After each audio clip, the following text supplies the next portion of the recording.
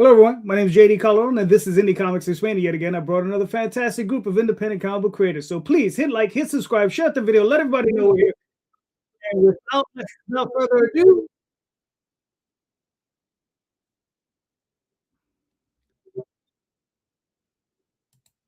and of course, I had another channel open, so there it is. But without further ado, let me bring on my co-host for the night, Mr. DM Ray.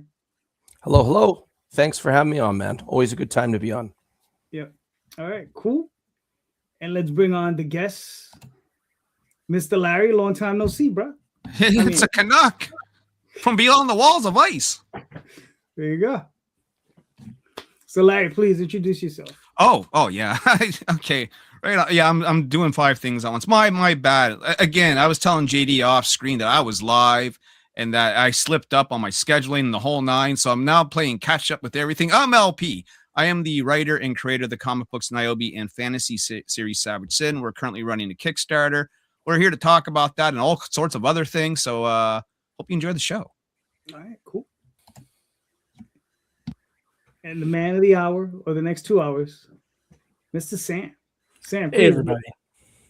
Introduce yourself, sir. Yeah, hi, I'm Sam Quinton, WS Quinton. I am the founder, owner, operator of Sinopa Publishing right here in Frankfort, Kentucky. We create comic books and role-playing games, and we're probably, as far as for comics go, we're probably most well known for titles like 47 Furious Tales, Reign of Ages, Necroholic, and of course that timeless classic, Tibby and her time-traveling psychedelic mushrooms, which you've seen for a very brief time on your local comic book shop shelves before it's sold out. So thanks to all of you who picked up a copy back in 2025. You guys really rock. All right, cool. We have Midwest Comic Man in the chat, by the way. He's old school, like golden age collector. He's one of my personal friends in the YouTube community because he was watching me live, right? He's like, "Where did you go?" And I'm like, "I'm here, brother. I'm over here now." Yeah. All right, cool. So, gentlemen, look, let's start it off like a normal ass show.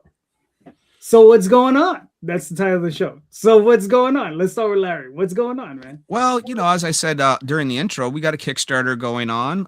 We're trying to finish the Outbreak storyline. It's been 3 years. We've been doing a 5-part issue miniseries. I don't recommend you guys doing that. Right? It's a big endeavor, big challenge to get these books out. And if something goes wrong, then you're stuck halfway through a story, And that's sort of where we're at right now. Like, we are desperately, and I don't mind saying the word, we are desperate to get this funded, because if I don't, it's going to be a long break before we see Niobe again, and Sam knows all about this. So I've had lots of private chats about the ups and downs of the last year and where I'm at with this book. I put the last remaining money I had into making a few pages and some covers, and we got to swing for the fences, man. If we fund, and I don't take anything for granted. I mean, we're on a good start. We're $7,000 out of our $9,000 goal, and we're 5 days in, right? Mm-hmm. If we fund, plus I can put it in the late pledges for another month, and we can accumulate some more. But we have to get it to the $9,000, right? Then the doors will open up. Then the algorithm pushes it a little harder. Oh, it's funded. Yeah. The whole 9, right? Provided that we get it funded, then we can make a trade paperback and put all 5 issues together and sell it, again, on the shelf and on Kickstarter. Speaking of the shelf, our deal with Antarctic Press is back, right? But that's on a caveat of that we get Outbreak 5 finished. Then they'll print 4 and 5 and put those on the shelf. So I got a lot riding on this Kickstarter, gentlemen. How you doing? What's up? All right, cool. Yeah, I think we're all there. We're all of us are on some level of dealing with stuff, but before we get into that, Sam, what's up with you, man? Well, let's stay positive and let's stay on point, guys. We've got a lot of stuff coming this year. We are releasing our debut magazine, the first magazine we've ever put out, Art by Humans, celebrating the human artists over the proliferation of artificial intelligence generated imagery. We are featuring artists that have been working with Sinopa, some of them as long as 9 years, because we are rapidly approaching our 10-year mark in business, if you can believe that. We are trying to court one Ben Dunn to also do a bonus article because we have a couple of pages available. So I'm going to be sending him some information. If he doesn't, then I've got a Kubert School instructor I've reached out to as well as a fallback. But we are also going to be bringing our comics back in a big way this year after taking a year off for tragedy reasons. We are going to be launching after that either Reign of Ages issue 4 or Necroholic issue 4, depending on who gets it done first, and then the other one after that. And then we will also be bringing 47 Furious Tales issue 4, Tibby and Her Time Traveling Psychedelic Mushrooms issue 2, Sinopa Omnibus, one of our role-playing game titles, which will be the third in that series, and then the fourth episode in our Tarot Adventures D&D module as well. And then going to be talking with a couple of other people who want me to put some other D&D stuff together. So a lot of stuff to do as we continue to work on our own RPG, which is becoming bigger and bigger as it goes. But on other big thing coming up in March, we are at the Lexington Comic and Toy Festival in Lexington, Kentucky. 4 days of comics, role-playing games, pop culture stuff, and one of the most stacked celebrity lists I've seen since I was at New York Comic Con in 2023. It is ridiculous, some of the guys that they got for this one. So if you are in the Ohio River Valley, Tennessee, Kentucky, Ohio, Indiana, the Virginias, anywhere around there, guys, it is very worth the while. You're going to find something there you're going to love. It's a fantastic show. Well, funny you would ask that, Paul. A couple of ways. A, Sam does a lot of Kickstarters just like I do, but B, you're a man that likes to go to his comic book shop, Paul. So here's a suggestion that you can do outside of contacting Sam directly for a copy. So I don't even know if you have any copies, Sam. Do you? Tibby, yeah, I've got a little bit left from the Kickstarter because we printed 5,450 copies. Damn. Of Tibby from that Kickstarter. We printed 5,000 with the regular trade dress, 400 Virgin variants. I think I have about 40 of those left. And we had printed 50 holochromes. Those completely sold out. Perfect. As far as the regular, I think we've got like 600 or 700 left. Well, the other option too, Paul, and I would suggest contacting the creator first. That way they get the most amount of money, right? When you're buying books like this. But Sam was also published through Antarctic Press, which means that your comic book shop might have that book somewhere in a back issue bin, something like that. So it's always worth a look to go check it out. Yeah, and with that Antarctic release, definitely if you see it, snatch it up because the eBay prices on that thing have been ridiculous. Is that right? I have to go look. Yeah, it's been. I put it this way. I don't have a copy because I didn't want to spend the money it was priced at on eBay. No. Well, my price range. That's a discussion for another day, but you should have some comp copies. We'll yeah, you should have 1 or 2 for yourself. Well, the thing is that the entire press run sold out, so there weren't any comp copies available. But that needs to go to second printing. Well, I'm going to talk to Ben about that because of the second issue too. So we'll see how that pans out. Now, Midwest Scotsman 2, we're going to have a link later in the show to the Drive-Thru Comics, Drive-Thru RPG page for my company, Sinopa Publishing. You can get anything digitally there. And if you prefer a physical copy, I'm sure we'll make sure that you have contact method for me so we can get something together. And everything I ships pretty sharp. I'm sure JD and Larry can vouch for that. And so, well, I can vouch for that, and I can vouch for the book, having both copies, the Kickstarter edition and the AP edition. So it's a fun read, Paul. Like it's a fun, quick read. Beautiful colors in it, beautiful art. It's a job well done. It really is. Thank you. Yep. Great. So what's up? Well, mine is a little bit more focused. I'm just dealing with one comic right now. I'm trying to get a good following for the issue 3, the final to my miniseries of the Madcaps. Right now, I just hit 116, which hits my all-time best. I'm very excited about that. We're not launching till April. So right now, I'm just showing off covers and coming on to podcasts and talking comics as we like to do here. So just one. That's right. Just one. Technically just 3. Regardless, I'm getting a lot of support. This is my first time on the creative side for comic books, and it's staggering the amount of encouragement, everything that has come behind it, all the talent, all the people that have had me on podcasts, just like JD here. It's a really good time. So that's pretty much what's up for me. Not as over the top and overly detailed. I'm not stirring many pots here. I'm just happy with what I'm currently doing. It's not my day job. I'm just happy to pick at it as I can. All right, cool. For myself, it's just the constant hamster wheel of Kickstarters. So I got Dreamweavers currently running. I just fulfilled Oswald last week. Those are shipping out this week, Tuesday. I will probably be launching again tomorrow for Oswald. I will be doing for the first time, I'm going to be representing another artist, Rod Espinoza. We're bringing his Adventure Finders to the U.S. because he's in the Philippines.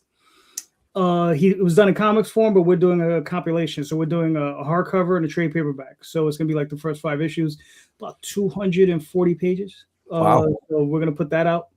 But that's going to be a little bit later on in the year. Currently doing trading card set with Tom Hutchison, JD Rosario, Marvin Wynn, and Rob Moltari. So if you back each of our campaigns, you get one of those cards, as they're all the first stretch goal, and then they form an image on the back of the card. So you put them all together, and they form one 9-card image. So that should be pretty cool. And all the artwork is unique to those cards. Like we're not doing what I normally do. Is I like to reuse my covers as cards, but for this as a brand new unique image. They forced me into that one. Well, the cards is a great idea because cards have never been so popular. One of the things that we're doing on my side of the river, your idea is a great idea, like crossover cards that forms a bit bigger image. That's cool. What we're doing is original sketch art, right? So Locke, one of our artists, has been drawing these little Niobe cards and encasing them in plastic like they're CGC slabs. Yeah. And so they're one of one original art. So you kill 2 birds with one stone, right? Because people love cards and they love having one of something unique. And on top of that, original art really has sort of become the new collectible. Not even the new collectible, just sort of like it's getting far more noticed because of the incursion of AI. Human art is increasingly becoming more and more rare, and people are starting to pick up these real original art pieces because they are truly unique and one of a kind. Yeah. That's been a big thing too, because I've been pulling original art pages and original covers off my wall again to get ready for coming campaigns. So we've got cover art by tremendous people like Alexia Veldhausen and Damian Torres and a few others, just absolutely gorgeous pieces. So let's get you really happy homes and make sure that we get cool stuff made by humans for humans, This is it. You got Jason Doobie in the chat. He's got the best last name in comics ever, right? Doobie. You know what I mean?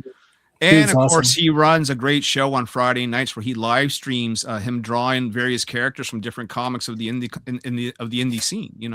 Yeah. All right, Jason's awesome. He's been on the show a bunch of times. Hasn't been on for a while, so I got to get him back. Right, Jason? Yeah. So Larry, you said you were watching Ben's show. Yeah. Just a little while ago. I got to catch a couple snippets, but I'll eventually catch the whole thing later on. What caught your interest? Because you said you were jumping. You were like, I just think there's a lot of old-fashioned mentality that's happening, and a lot of excuses to why the business isn't growing, with a lot of answers that no one's implementing. Okay. Right. So the common thing is manga's kicking our ass. Okay, then what can we do that's going to bring us like manga? And everything I suggested got shot down with a machine gun, right? And the answer I had gotten was because we don't have the resources. Well, if that's the only thing stopping us, right? The money, and I'm talking like small publisher here, okay? Right. Not necessarily Antarctic, but any small publisher. Then it may be time for you to reallocate your resources. Because if you're hitting the drum and you're only treading water and you're not making any distance, while that may keep you afloat for a while, how do you actually get the younger readers? Because quite honestly, and this is just my opinion, you guys can feel free to take out the guns and shoot me down, is that I think kids don't want floppies. I don't think they're interested in floppies. I think the floppy dies with our generation, And I think like I'm eager to put out my trade to see how well it sells as a collected unit versus single issues. And we've done a trade before and it did it extremely well, but Outbreak's a bigger beast. You know what I mean? So, you know, and I'm dying someday to do, like, I actually put my money where my mouth is, and maybe one day do a Niobe manga type story where it's really cute and it's really, you know, for all ages, and it's a completely different vibe, you know, and really push that manga format, black and white. You know what I mean? Like, I'm willing to roll the dice and gamble on this at some point, because I think we need younger readers to continue the business. And all right, I agree with a lot of what you're saying, but I don't think you necessarily have to go all manga to do it. Because the thing is, DC, they've released their digest size books and they're kicking right. ass. But there's the key, right? Because we're not necessarily talking what you're producing, we're talking format. Right. Okay? Floppy format. Remember, my key word in that whole thing I said is floppies will die, right? With our generation, not necessarily comics. Comics could survive in that DC digest format. And the reason why they are doing so well, and the reason why I do hear good things about them, is because younger people are picking them up because of the format itself. Right. I mean, but my point is, it's not so much, I mean, the format, but that's actually easy transition, right? To rescale pages and just print them in a different size. That's all it is. I did it. Daphne and I had done it with Tall Tales, and we did that. We did digest size. So they're like 8.5 by 5.5 inch books. They sold great. You understand? We went back to standard comic size going on Kickstarter, but this was pre-Kickstarter, right? We were doing digest size books. They were easier to produce. They were easier to carry around the shows, and they sold fantastic. And at the time, we were getting them at a very reasonable price, so we could sell them at $10 a book, and they would just fly off the table. And we have 4 volumes, you know, of them. So it was just like. So that's just one thing. The other thing they had brought up was the price of digital comics, right? I said, how come you're not charging the same amount for your digital as you are your hard copies? And then they said, well, we feel like that wouldn't sell. And I'm like, well, I'm living proof that it does sell. I charge $10 for a $28 page book digitally on my campaign, and people are buying them. I charge $45 Canadian for the entire digital collection, and people are buying them. Out of the 144 backers we got, over 50 of them are digital backers, and they're paying the price that we're asking, right? It's like video games. If you buy a brand new video game right now, digital or hard copy, it's going to cost you the same.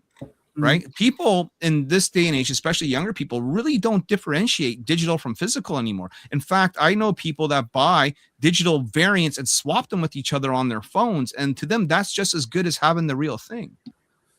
Yeah. Look, when I do Dreamweavers, I'm selling, what is it? The standard book. I sell it for $5 as a PDF. But if you want all the covers, it's like $18. If you want all the nude variants with it, it's like $30. Right? And I bet people buy them, right? Oh yeah. Oh yeah. Oh yeah. So that's, oh hell yeah. And I think I have a $50 level, whereas for issues 1 and 2, you get all the covers, right? And you know, I'm getting, I don't know, usually anywhere from 10 to 15 people buying that level. And think about it. Every time someone buys, especially like a complete package, right? That's extra free money. Those are books you're not printing and shipping out, and money that you can actually use to produce the books that you are printing and shipping out, you know? Right. Now listen, Midwestern Scotsman, we do have physical, so you can buy those as well. So we have those. Yeah, we're gonna get Paul a heart attack here. We better be careful. Yeah, we sell it as digital and physical. We do physical as well. But I think digital strategy is very important. Oh, there was just a variety of points that were made in that broadcast. I just want to go on and touch upon, because I think you know, companies who are like charging $2 a digital are throwing away money. You know what I mean? Like, yeah. Oh, Larry, you could just said Sam. I didn't even think of you, brother. You know. So here's the thing. I do charge less for digitals, even on Kickstarter. Like, our Kickstarter digitals are rarely, I mean, usually it's $3 to $5 depending on the page count and what we're trying to raise, right? And honestly, if the audience I've cultivated was larger, we'd probably go down to 2 to 3. But the real thing that I see so many people, and Larry and I have talked about this at length, JD, you and I have talked about this at length. Tyler, all of us. Digital has done remarkable for me over the years. 47 Furious Tales, we've got 3 issues out. And the digital copies subsequent to the Kickstarter campaigns, we've sold about 13,000 digital copies in total, not counting the Kickstarters, since 2019. Then for 3, digital books, who cares if it's $1 or $2 a piece? That kind of volume adds up pretty quick, So whether it's 1 month to the next, whether my royalties off drive-through come out like 60, 80, 100, whatever. That usually pays my gas bill at home, sometimes my electric bill as well. And that little extra revenue goes an awful long way as a persistent secondary revenue source.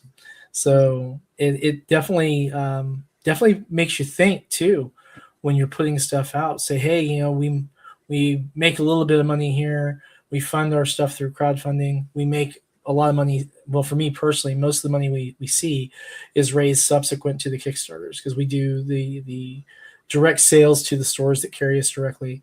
And then we do of course, the convention sales that we do. And the conventions have been very, very kind to us. And then, of course, the digital and the print-on-demand markets. Now, comics, we have not released as print-on-demand, but we will be changing that strategy probably by 2028, 2029, somewhere around there, because there's a few things I want to get out before we adopt that, like making sure that we have cover options that are unique to the print-on-demand, so that we're not diluting collectible value for our Kickstarter backers. All right, cool. Now, there's a little bit of pushback, right? You've already stated like you've sold 13,000 copies of digital, which is for 47, yeah. Right, which is incredible. Now, what were you charging? $2? That's usually $1.99, yeah. $1.99. Now, imagine if they were $2.99. It'd be an extra $13,000 in your pocket. I'm just saying. Yeah. But and listen, you're not the only one that I have this discussion with, because I have my co-host Jay, who doesn't like to charge very much for his stuff either. But Stephen is asking an interesting question. Graphic novels are a difficult format to maintain.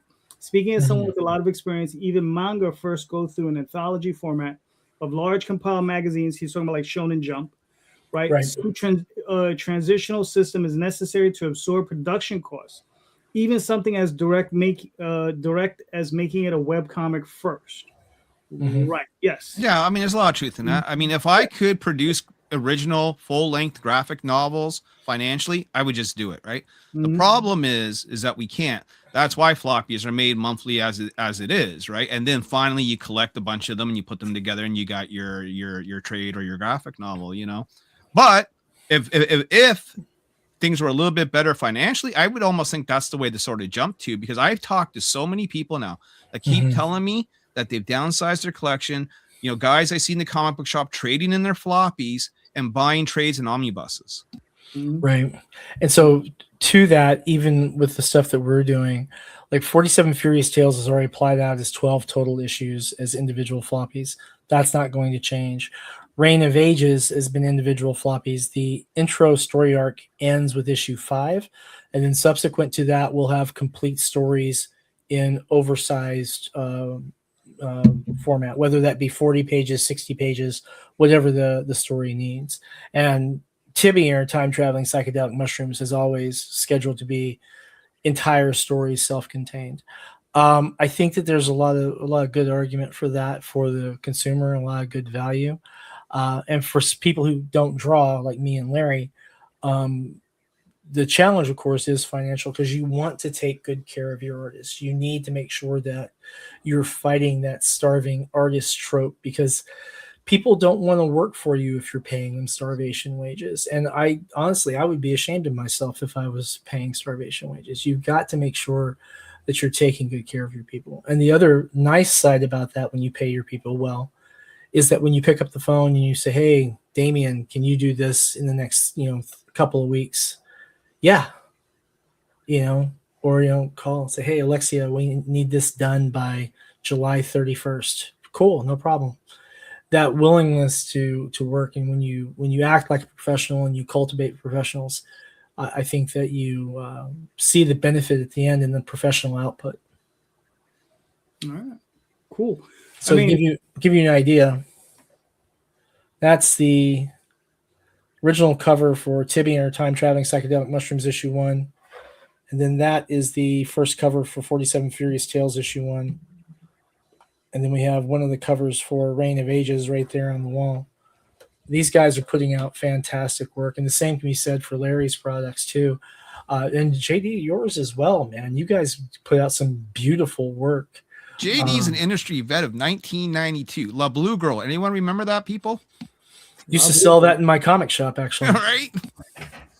Look at this. I just got this sucker. Look. Oh, yeah. Reprint. So, you know.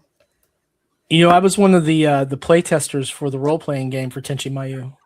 Oh, really? For the first edition, yeah. Oh, that's cool. Yep. I got the guys who did that campaign. They're coming up here towards the end of the month, so I have to sign like $700. It's gonna be nuts. Yeah, That's epic, though. Yeah, but to just to give everybody insight into what I do, as far as like Steven is correct, or Stephen, I'm destroying your name. I apologize, but to get to the point, like I produce individual issue, like limited series. It's usually for the Oswald Chronicles, 4 to 5 issues. Sometimes it'll go to 6, sometimes it'll go to 8, depending what the story needs. And I'll release them as individual issues in black and white. And then I'll compile it, do a trade paperback. Then at some point, I'll get them colored, release them in color, and then again, compile them again as in full color graphic novels. Mm-hmm. And eventually I'm going to hit the direct market with them. That's the next step. So the whole thing of, I look at it like this: as independent publisher, I have to take as many bites out of that apple as I can get, mm-hmm. right? And this is the way I do it, right? And the thing is with the black and white books, those are very limited edition. They're limited to usually what's printed for the campaigns. I usually don't do that many more. I'm not printing like 4,000, 5,000. I'm keeping them very tight to the vest because I know I'm going to do these other formats. Right. And I don't want to get stuck with a bunch of books. And eventually I'm going to save the bigger end stuff for when I release it out off to the direct market. Right. Mm-hmm. That's when I'm going to, need storage. And you bring up a good point about taking as many bites out of that apple as you can. Because when you've got your art in and you've got just your book, there's really a big impetus to make sure that you're maximizing your revenue on that. So I do a lot of different merch on top of stuff, whether it be art prints or mugs or shirts or what have you. Mm-hmm. Give you an idea. I was just digging this out when you were talking about that. This is one of the art prints that we've got. This is the cover art minus the title card, obviously, for Art by Humans. And the thing is absolutely gorgeous. The funny part is I took some in for some friends I work with in the office, and now we've got a couple of judges who wanted some. So there's some judges' offices here in the Commonwealth of Kentucky that have that hanging in there when you walk in. So that's fun. Cool. If I ever have the strange reason to be in one of their offices, like, Sam. Yeah. We know Sam, all right. That's right. He hangs out with that angry Canadian. Yeah. Yep, the angry Canadian. That's hysterical. There was a random encounter with a fan actually in a Kroger here in Frankfurt, and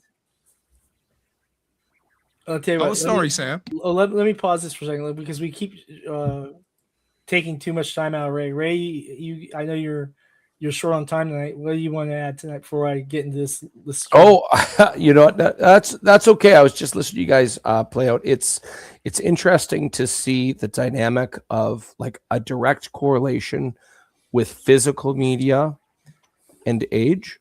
It's very interesting to see how that has. I guess best way to put it is with the youth coming in. Either we convince them that physical media is cool or we just go with the flow. And until one of those two things happen, we have to just keep both sides happy, if that makes Well, sense. in some ways, they do think physical media is cool. It's really weird because, like, a lot Yes. of the youth that I'm running into, they're buying cassette tapes, right? Yeah. You know what I mean? Which is the oddest thing. You know, my brother, you know, he's a little bit older, but still he collects records. A lot of youth collect records and cassette tapes in terms of music. You know, I'm at my buddy's house having a drink and I'm like, oh, I should, you know, turn on my phone and get some music. And his kid goes, well, what do you want to listen to? I'm like, well, what do you got? And he brings down a box of cassette tapes and an old cassette recording. He's 19 years old. I'm like, you got to be shitting me. You know, so they do like physical media, but I just don't think they like floppies. That's all. My youngest child, she's 11. I know, JD, she's 11 now. Can you believe that? How time has flown? Yeah. Wow. She and her friends are absolutely enthralled by the record player in the living room. So we played different stuff on there. But it's always good to see Ray. I hope we get to see him Yeah, again. for sure. Yeah, I hope he's all right. But yeah, weird. I'll segue this into a weird true story. I was at a Kroger in Frankfort, Kentucky, and there was this woman and her boyfriend, husband, whatever. And they recognized me, and they're like, "You're the guy, the comic guy on the YouTube channel with the angry Canadian." Yeah, that's me. I'm like, "Yeah, that's me. I'm on shows with the angry Canadian all the time." All the time. That's hilarious. Larry. Yes, get it? There you go. Hilarious. Yep. Oh, But yeah, it was fun. And every once in a while I run into him again and they'll like wave him like he's still mad.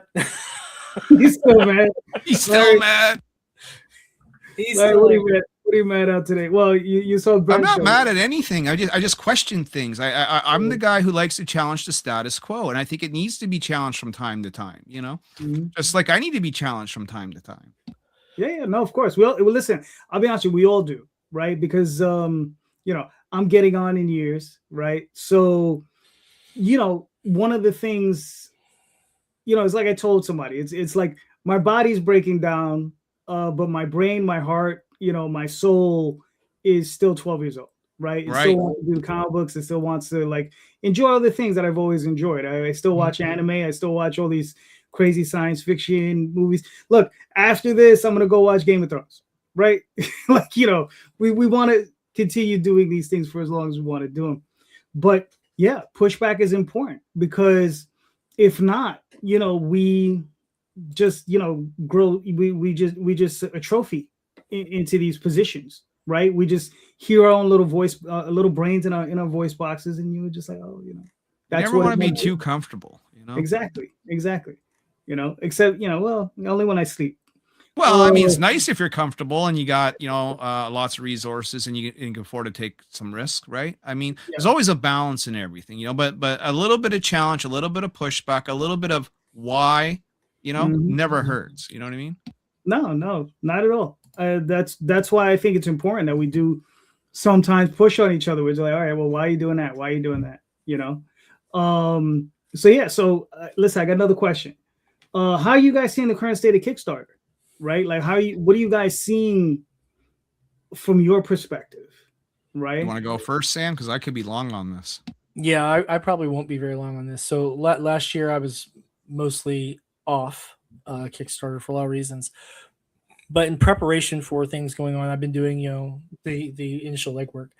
And I'm looking at folks who I normally see a lot of similar audiences with. And so I'm seeing that after what I would call a pretty significant dip in 2024, I'm starting to see like a return to better numbers. Now, I think that one of the things that a lot of creators got caught by off guard was that they saw the height of the indie comic market that was going on during the pandemic lockdowns. And so I think most creators then were seeing abnormally higher revenue on their crowdfunding.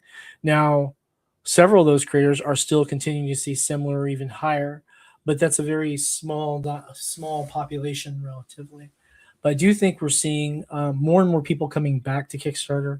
I think that a lot of people who have been recognized on social media as bad actors have many of them been driven off the platform. And yeah, I think that it's becoming a place again where people are optimistic about new and exciting things again. So here is hoping I'm right and that everyone's having a great experience. I know that I am still actually backing many of the same people I've been backing for years because I have titles that I'm invested in. And even some creators who are starting new titles, like one of my favorite creators, Madeline Holly Rossing. Really enjoying some of her newer work. Of course, Mike Shea, Miskatonic High, fantastic work. Larry and his product. Max DeVille, hoping we're going to see something from him later this year. And of course, just tons of other folks. Some people you should probably have on too. Warren Brown, you should look into having him on the show, JD. It would be really, I think, a really interesting line of conversation there for you. So yeah, in short, I guess I'm optimistic. I'm and not even cautiously optimistic like I normally am.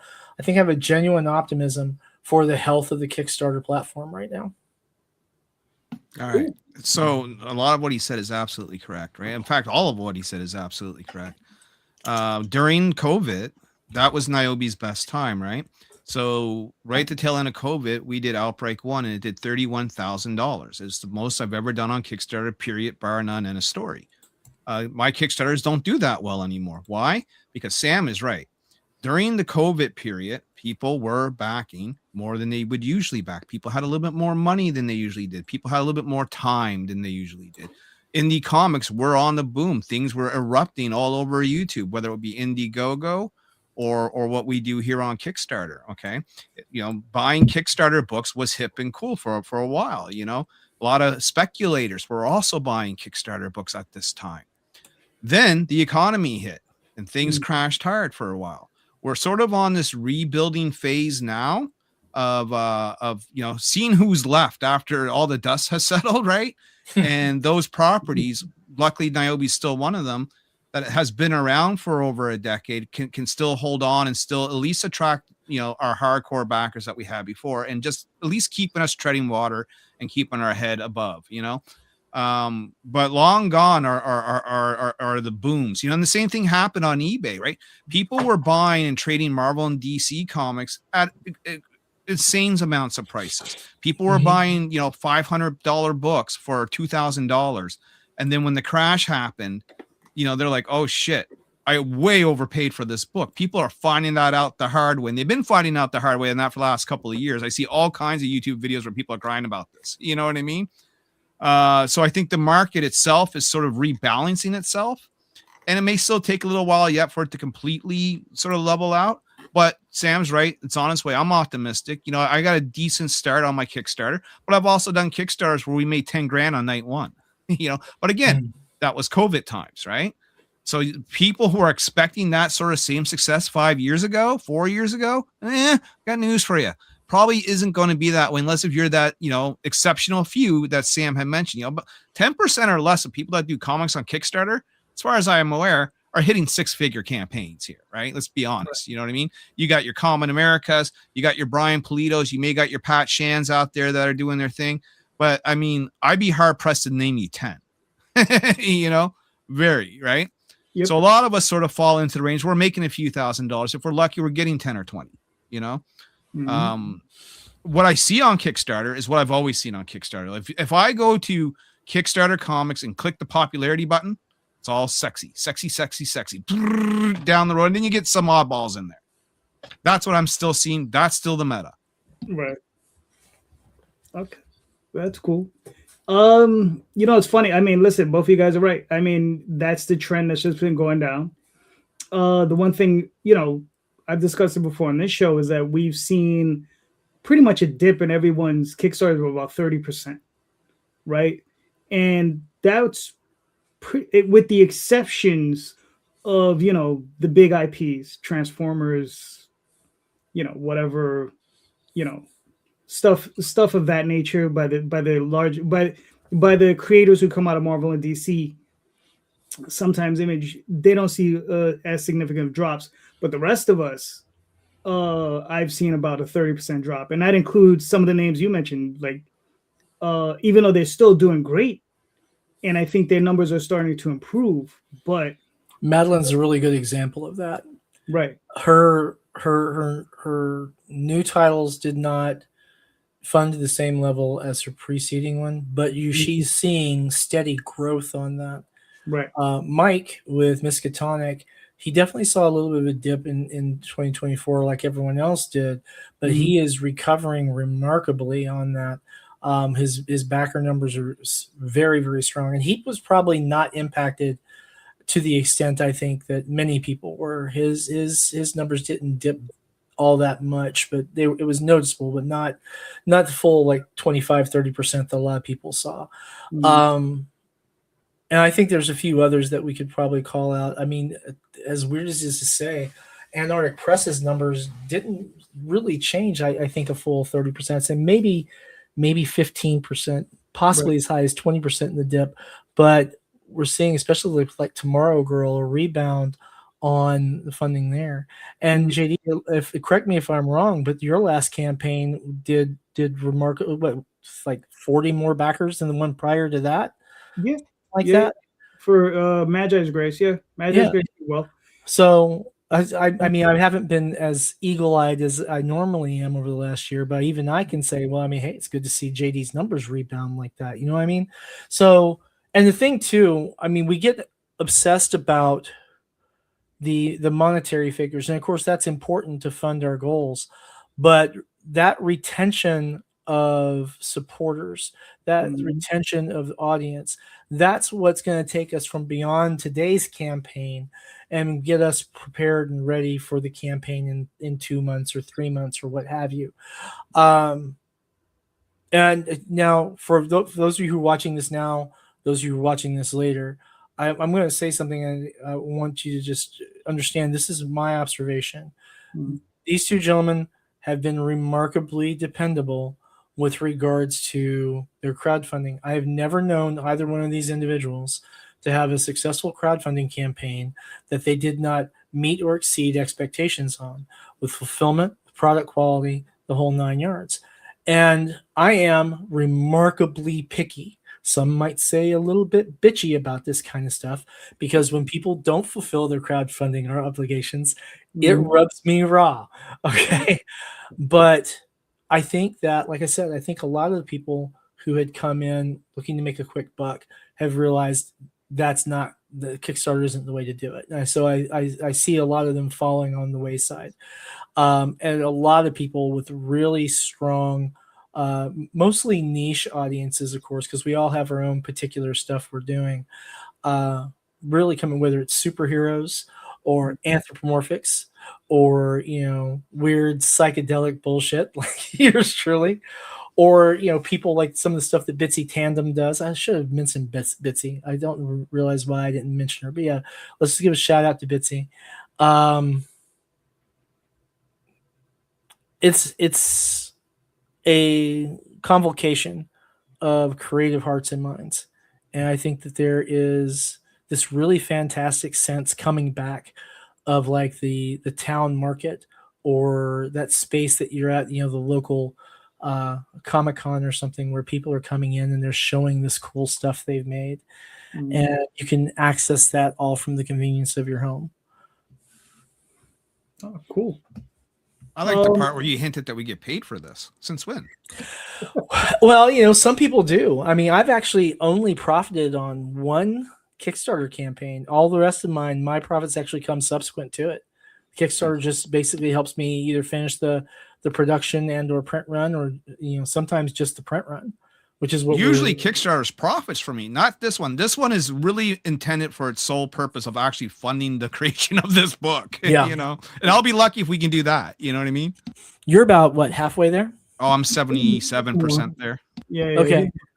So we have a tradition, JD. Me and Larry do. Okay. And if you don't mind, I'd like to share that on your show. I usually, Sam's going to make his bold prediction. I'm gonna make my prediction. Well, last time I checked, you were a little under 8,000 USD, right? No, God, no. I'm at 7,100 Canadian, which is Is it probably 5 and change US, like Okay. late, upper 5s, maybe early 6. Like I'm not sure the exact conversion rate anymore, but Because I think the last time I saw it was when you were doing a video. Because I pledged and I hadn't been back since then. 5 days, 14. 5K, right? Mhm. 5 days, 5K, sure. My estimate is $11,000 USD. Yeah, well, that would put me about 16, 17 Canadian, which is about the average that we kind of do the last few outings that we've had for Outbreak. Yeah, I think that's where you're gonna land. So My you heard prediction you heard it is, here. well, my prediction is, we got 25 days left. We need less than 2,000 Canadian. So for the price, by the way, people, of a Starbucks cup of coffee, you too can help feed a starving Canadian beyond the wall, just like me. by pledging today. Okay. With that being said, where was I going with this, Sam? What we're talking about? We were talking about the magnificence of meeting goals, meeting expectation, and reaching and surpassing my projection. Right. So prediction. It was the prediction. My prediction is 14K Canadian. Okay. So I think we'll get to the $9,000 goal probably about midway through the campaign. We'll go through that dead zone period. At the end, we're going to pick up some more backers, okay? And then I'll drop it in the late pledges for a month like I did with Outbreak 4. Right. Because that ended at about 13K, and then putting it into late pledges brought us an extra $2 or $3 grand, right? So it brought us almost like $5 short of 16K sort of deal, right? So considering that I take nothing for granted anymore, that long gone are the days of $31,000 campaigns for Niobe right now, right? COVID is over, right? We've covered that. I'm going to go on the more conservative side with this and give a prediction even lower than yours. I think we'll make it. I think we'll have a little bit of extra to play with, but I don't think it's going to be much. You know what I mean? I gotcha. Yeah. And that's not like me being down or not positive about what we put out. I'm just looking at the trend. There's another site that you guys can go to. Those who don't know, it's called KickTrack. And after a week or two, that starts giving you more and more accurate predictions of where you're actually going to end up. It's actually a pretty useful tool. Yeah. I think that I'm just weird enough that it doesn't really work for me. KickTrack, like you'll say, I'll be 2 weeks into a 3-week campaign. You'll be like, you're going to hit $11,000. Newsflash. We have never reached $10,000. No, that's because you're looking at what it says you're trending towards. You're not actually going to the tab that says, or maybe you are and it's lying to you. But if you go to the predictions tab, it's got 3 different things. Right. It has what it thinks you're going to make on the low end, what it thinks you're going to make on the mid, and then on the high end. I usually look at the mid on that is what I'm basing that on. And it'll usually be about $2,000 or $3,000 higher than what we actually hit. So I'm actually to the point where I look at it and I'm like, damn, if we are $2,000 lower than that, we're not going to fund. I need to kick it in gear, man. So, but it's the Kickstarter. For those of you who's never run a Kickstarter before, you get into this thing where you wake up in the morning and you check your Kickstarter campaign. You'd be drinking coffee or you pull up your phone. What's my Kickstarter at? I'm checking it right now. Cool. We got like six backers while I was sleeping, or we got like 40 backers while we're sleeping, or hey, we made goal while I was sleeping. Holy crap. Yay, team. And then Is sometimes Shikari in the chat? You mentioned Shikari. Yeah, Shikari was in the chat. I didn't see him pop up. I've been watching the chat all night. I think he's on Facebook. Oh, that's why I didn't see it. Okay. Yeah. Hey, happy birthday, man. Yep. Happy birthday, Shikari. I love me some Shikari. I just can't afford to hire him. You know what I mean? Yeah, I know that feeling. So what else you got for us, JD? Hit us, man. Hit us up. I got you. All right. So, actually, there was something I want to ask you about, Larry. So, you've been working with Ben Dunn for a while, right? Have you seen, when was the last time you actually did a book that dropped through Antarctic Press? And I don't need exact numbers, but have you seen a sales difference since they've moved from Diamond to Lunar? Right. Okay. I'm not asking for numbers. I'm just having. Well, I don't have the numbers, so I can't get them to you. And even if I did have the numbers, because I've had the numbers before, I got my wrist slapped for it. Right. But I do know a little bit that I can tell you. First question is, when was the last time we published through Antarctic Press? Diamond was still a thing. and it was Niobe Outbreak number 3. Then Diamond had crashed, and then Antarctic Press had made the decision to cut some of the creator-owned books. Right. I asked for a release officially from the contract if they were going to do that, so I could shop Niobe around. Never shopped Niobe around. Figured I would wait till I got the whole series done first, and I'll wait and come to YouTube. More money. Yeah, come to YouTube, make more money. You know what I mean? He's like $7,000 a cover. I got like $7,000 on my campaign. Now, granted, if I had a Shikiri cover, we would sell more. I just don't have the upfront cost to hire a guy like that, right? Yeah.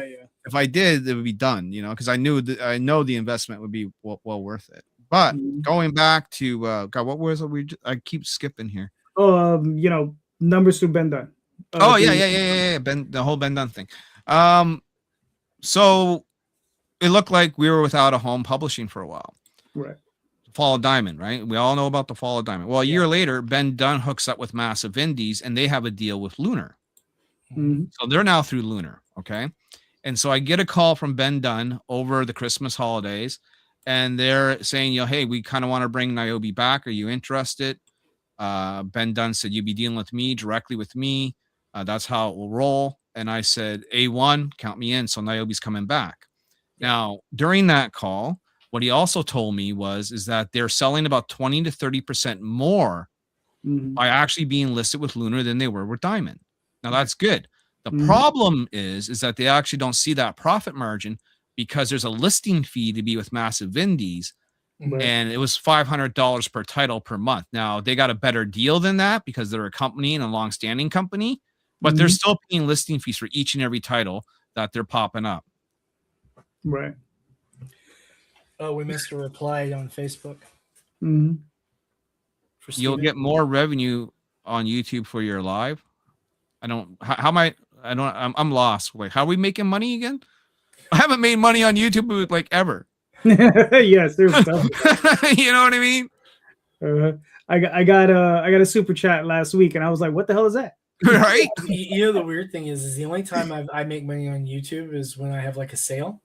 And it's usually on Larry's channel or someone else's channel. They're like, "Hey, what are you guys offering?" I'm like, "Hey, I got this original, or I got this book," and then we get to do the whole thing where we package stuff on the stream and get everything together. That's always fun. I actually really like doing that. So long story short, they're selling more, but they're paying more to be listed, right? Right. But I feel that we can do better than that. I feel that Antarctic Press still has lots of room to grow, lots of ideas that can be tried, and they're trying some different things, right? But I feel with the right books, and they have some of the right books. They have Critter from Tom Hutchinson. That was a big grab for Antarctic Press, as far as I'm concerned. You know what I mean? Critter's been around for a long time. They used to be published on the shelves through Aspen Comics. Critter AP also has Common America. Huge success, especially overseas, right? They hit that demographic that we all wish we could hit. Then there's Punchline from Bill Williams and Matt Weldon. Then there's the Mount Olympus stuff. Then there's, and I'll put myself at the bottom of the list, but we were second best selling book for 2 years straight with them when we were with Diamond, which was Niobe Origins. Okay. I want my spot back. I'm coming for my spot back. All right. And then you also had a huge success with Sam. He mentioned Tibby Our Time Traveling Psychedelic Mushrooms sold out, talk about second print. Right. So I think, if Antarctic can really push those titles and a few others, like their long-standing titles, like Ninja High School and whatever they do with Fred Perry, I know he's kind of out of the game, but he's not. He does these little mini series and stuff like that now, as opposed to the full issue run. Yeah. And then look for the next great creators, right? So AP is always looking for submissions, whether it's like to publish your book or to put your story into an anthology. Which is how I got started through the anthology series. It's a great way to get your foot in the door, by the way. They're always looking for new talent, And so if I was AP, because they were talking about like, we're kind of like Image 2.0, but we don't have the founders. I'm like, find your own founders. Go out and start talent searching for the best artists and writers that are out there who are hungry. Because I guarantee you, there are guys out there who've yet to be discovered who would love a chance to be published that has those skills. We can make... we could be a contender if we really wanted to. So as a not even a secondary, maybe even like a third tier or fourth tier funding, was it worth it? Or is it worth it? Yes. Right? Because it's not your first tier funding, that would be Kickstarter. Second tier might be conventions or whatever, yeah. So Sam, what are your thoughts? Is it worth it? It definitely opened up some more fans for me. Now, as far as financially going, I mean, I was profitable from releasing 3 Antarctic. And I say that specific to that release line, right? So, because I had new cover costs that was covered, and now I was profitable after that. I will tell you that from having been on the direct market on that, I saw a lot more sales through our deal with Comics Mainstream Distribution and Adam Watson. We had to ship a couple of boxes of Tibby from the crowdfunding stock out there to cover orders from there. And actually that deal also resulted in us selling out the remaining of our holochrome inventory. Of course, we only printed 50 of them. Our deal was we were never going to print any more. But, 50 books with a retail price of, 50 a piece. And we had I think 20 something left at 28 or something left at the time. We had one buyer who picked up 9 of them in one order. So, I mean, $450 order for comics was nothing to sneeze at. Yeah, as far as Shikari's question goes, I mean, I'm assuming that's asked to me. The answer is I don't know anything about them, really. All I can tell you was what I saw in the sales report. When I did see a sales report, they were number 1. I was second only by 15 copies. As far as what they're using, what they're producing, I couldn't tell you. I don't know. Right. The thing about that is we've just, speaking for myself, I just focus on my own work. And then the stuff that Antarctic wanted, particularly, was Tibby. And then they had expressed some interest about 47, but I'm not going to put 47 into main market release until we're at episode 11 or maybe 10, because I want to be able to release everything on a monthly cadence with that so that we can get it out responsibly. I don't want to be in a position where we're like, hey, the book came out and then the mainstream market had to wait so long. I hate waiting so long in crowdfunding market, but the reality is Alexia is worth every penny, right? I think is the best way to put it. And so we pay her that pretty little penny to get stuff done. And Shikari, if you haven't seen the work, man, you should definitely check it out. I think you're gonna really like her art style. All right, cool. Now, what is this? He's asking about Mount Olympus. What do they produce? What's the book they produce? Patriotica. Okay, gotcha. And then there's a few different spin-off series from there, like they had Valkyrie and a couple of other things. Right, gotcha. Yeah, I saw that dude one time at New York Comic Con. I just walked by. So I recognize that, and I just kept walking. But I know nothing about that guy. I really want to go back to New York Comic Con next year. 2023. I would like to go to New York, period. That'd be cool. And then I would crash on JD's couch and get him drunk. Good luck with getting me drunk. Well, we're going out, Daphne. See you later. Yeah. I don't know, man. I don't know. I'm not sure which would be more fun to party with, JD or Daphne. I bet Daphne could really get Tom make you in here, man. off. Tom, why are you not just in here hanging out with us? I feel like you and I, Tom, have lost connection. Why is that? And I think Tom's right about that, though, too. It seems like, especially over what'd you say, Tom, the last 6-7 months, AP's release schedule has become much more precise. I don't think that's a lot to do with Lunar. You know what I mean? I don't think there's I don't think I've seen any books delayed that they had solicited, at least none that I recall in the last 6 or 7 months. Yeah, man. Tom would know. Tom has his ear to the ground. Tom is in communication with AP quite a bit. I know this. Tom is always the guy who's always going to wonder how well his book is doing and stuff like that. Maybe and he's right. Reach out to Ben and Tom and get them on one night for a show and just do a whole AP special. Do a deep dive on that. I think that a lot of people would be interested and not to mention really pleasantly surprised. Yeah, probably the two of them and probably Bill Williams, because I've had Bill on a couple of times. Yeah. Yeah. As far as your question goes, on my end, is it worth it? I mean, I'm not getting rich from it. I don't think anyone that's selling through AP is getting tens of thousands of dollars. If they are, tell me, because I feel then I'm getting ripped off somewhere then. But it's worth it in the sense of more people are discovering my book, right? You know, when you're selling 3,000 copies in the direct market versus the 400 you might be selling on your Kickstarter, that's 90% more than what you're doing, right? I've had people that read Niobe Outbreak 1, 2, and 3, make YouTube videos on it, review videos on it with their Antarctic Press copies that had no idea that we had 4 out or working on 5 and had no idea what a Kickstarter is. That's the advantage. Yep. Mm. Now, Yep. I'll tell you too, another thing that as far as value goes, we actually did sell a lot of, and by a lot, I mean, I think 70, maybe 75 of the Tibby art prints as a result that I credit anyway to the release through Antarctic Press, because we had the original cover art and such, and people were like, "Hey, I got this at my comic shop, and this is awesome." I'm like, yeah, this is the original Kickstarter cover, and I mean that's nothing to sneeze at, man. Now, don't get me wrong, I'd rather see 700, 7,000 or whatever, but you get a few hundred extra dollars at a comic convention, and that'll make you feel good real quick. Yeah.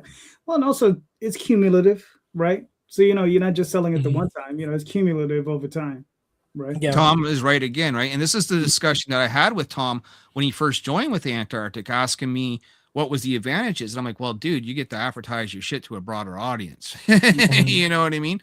Yeah. And on top of that, we get to advertise each other now, right? So if Tom's with the Antarctic Press and you're buying a Critter book, maybe Niobe is that advertisement on the front inside cover or back cover. You know what I mean? Thus getting more people to my product, thus getting more people to his product.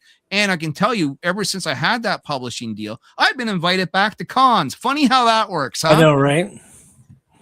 No, I mean, but listen, that, like you said, that's a positive aspect of it, I mean, that's really good. So, all right. So overall, you guys felt this very positive thing, which is good, right? Mm-hmm, definitely. Yeah. Well, it doesn't cost us anything, right? Like if you're asking, like, we had to pay a listing fee and all this sorts of stuff, would it be worth it? My answer would be different, but it absolutely costs me nothing to do it. I get a little bit in return and hopefully more exposure. Right. And for me, like I said, I had a little extra expense because I made an entirely new cover commissioned. Mm-hmm. But even beyond that, we were profitable on that, and we had a lot of secondary after effects that pulled in a couple of $1,000s worth of revenue for us, and that's on top of the fact that we had, like, our Kickstarter, we had an ad that we had on the back of that Kickstarter copy, which was yes, there he is, big dog. Whoop, whoop. Tom, it's been too long, bro. How you doing? I'm gonna crash this fucking party. Like, what right? I'm here to tell Larry he's wrong about everything. That's where we're gonna start. Yeah.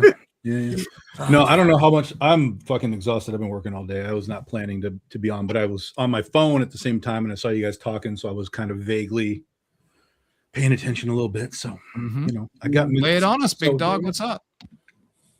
Just working. We're ending the Kickstarter tonight, the Oz Kickstarter. So I've been working on that, and I've just been working on books way ahead. I've got CB Zane just gave me pages for Goth Day, which isn't till May, and we're way ahead on everything. So, which is good.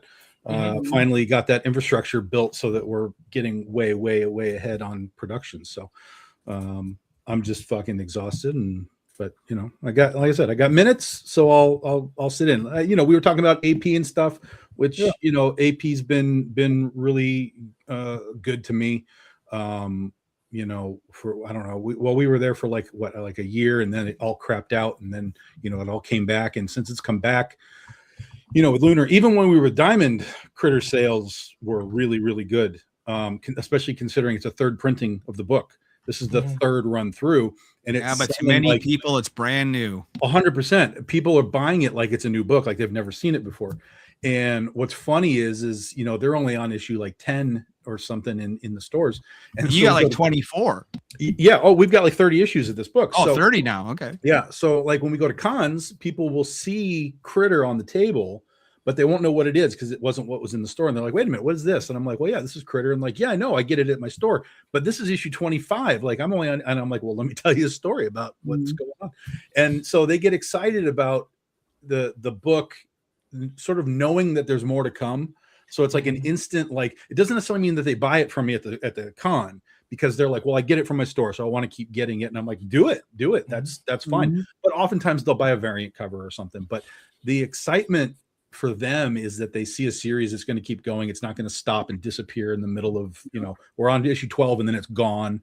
So, so there's value in being able to talk to the customers and say, like, look, this is what it is. You have a long way ahead of you to keep buying this book, and they get excited about it. So, and then when we put out the AP let us expand the book, so we put out the Critterverse, all of our one shots that we had done way back in the day. Guess what I saw in my comic book shop this week, and here's the power of it, right? I'm in East Coast, buckfuck nowhere, Canada, and I'm seeing the Rookie on the goddamn comic book shelf on Wednesday. Yeah. Oh, is it out this Wednesday? Nice. I think it's already out, dude. Is it not? It's possible. I saw one of your books just this Wednesday, and I assumed it was the Rookie. Man, maybe I'm wrong. Well, that would be the one that would be next. So yeah. But what's the interesting part there is when I talked to Brian, because I always ask him, like, okay, what did we sell here? The order numbers on those spin-off books were higher than the first time we ever printed them with Diamond back in the day.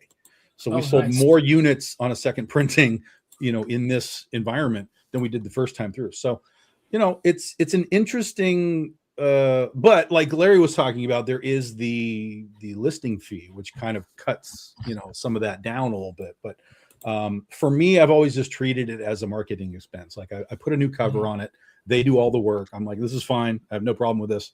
And as long as the sales numbers are good for them, they're good for me. So we'll just keep going until we run out of stuff. But at the rate that, because they only do it every 2 months, it's an every other month book. So we got years of time to, catch up to where we are now. And we're going to do more Critter next year. So we'll be fine. When's Lights, Camera, Jungle Part 2, Tom? I don't know. That was the first book I kickstarted from Tom, right? That was my first Kickstarter. That was our test way back in the day. That and then Kaiju Epic. We did those two to test Kickstarter while we were with Aspen, to just kind of be like, okay, let's just do this over here. That's how far it goes. But I didn't even realize that. Damn. Yeah. It was a long time ago. And part of the thing with Lights, Camera, Jungle was I created it with Jen Broomall. And she just doesn't have time to do it. I'm just busting your balls, Tom. You know that. No, but it's a fair question, because I talked to her about it, and I talk about doing more. And I asked her, and she just can't do it. And I'm like, okay, well, it just feels weird to me to do it without her, because she was like my co-creator. But I'm sure if I were to be like, look, I just want to do more. Do you want to just do like some covers and I'll hire somebody? I'm sure she'll be fine with it. But I just wanted to like give her that opportunity to be like, do you want to come back? Do you want to do another one? Like, we can plan it within your schedule if you want to do it. But she's like doing her own stuff now. She's doing like this this fantasy comic book thing that she's doing her own creation. So I think if we get to Lights, Camera, Jungle again, it'll be just with a new artist, and we'll get her to do some covers. There you go. All right. Almost time to look at some campaigns, don't you think, JD? What are you talking about, bro? I'm right there. Boom. Talking about him right there. All right, so Larry, man, talk to me. What do we got? It's like Cody Rhodes from WWE, brother. It's time to finish the story. You know what I mean? This is the 5th and final issue of the Outbreak series. And once we get this done, then we can put it out through AP and put out the final 2 issues so that our fans that are out there can get those. And you'll have exclusive covers here. I'm thinking we're going to do different covers for our AP releases. We didn't do that before, but I like Tom's strategy of that. You know what I mean? So I think that's something we're going to do for the last 2 issues. It's just, just have Ben Dunn do the covers, you know what I mean? And then pump them out, There's a lot to be said for that. Yeah. Well, he's the legend. He's the sensei, you know what I mean? But I mean, this brings Vira and Niobe to their final epic battle. Vira has escaped captivity. They're tracking her down. Angel Elite is now involved, and the Angels aren't messing around. And that's cover A right there. So Niobe's looking like she's having a bad day. That could be some some fortune telling there. I'm not going to spoil too much there, but it's a heavy hitting book. I really do bring things to an end of this story, because when I produce books after this, they're only going to be one shots, like 30-page one shot sort of deals, instead of trying to do an indie mini series over 4 years on Kickstarter. I'd rather just pump them out as one shots. You know what I mean? That's Ben Dunn's cover right there, by the way. Gorgeous colors by Dan O'Vera. So shout out to the sensei. We got LC Faritas here, who does a dynamite job. And Vyra already thinks she's won the battle. She thinks she's like the goddamn mother of dragons there, sitting on her throne. So, we'll see if she, is the one that wins.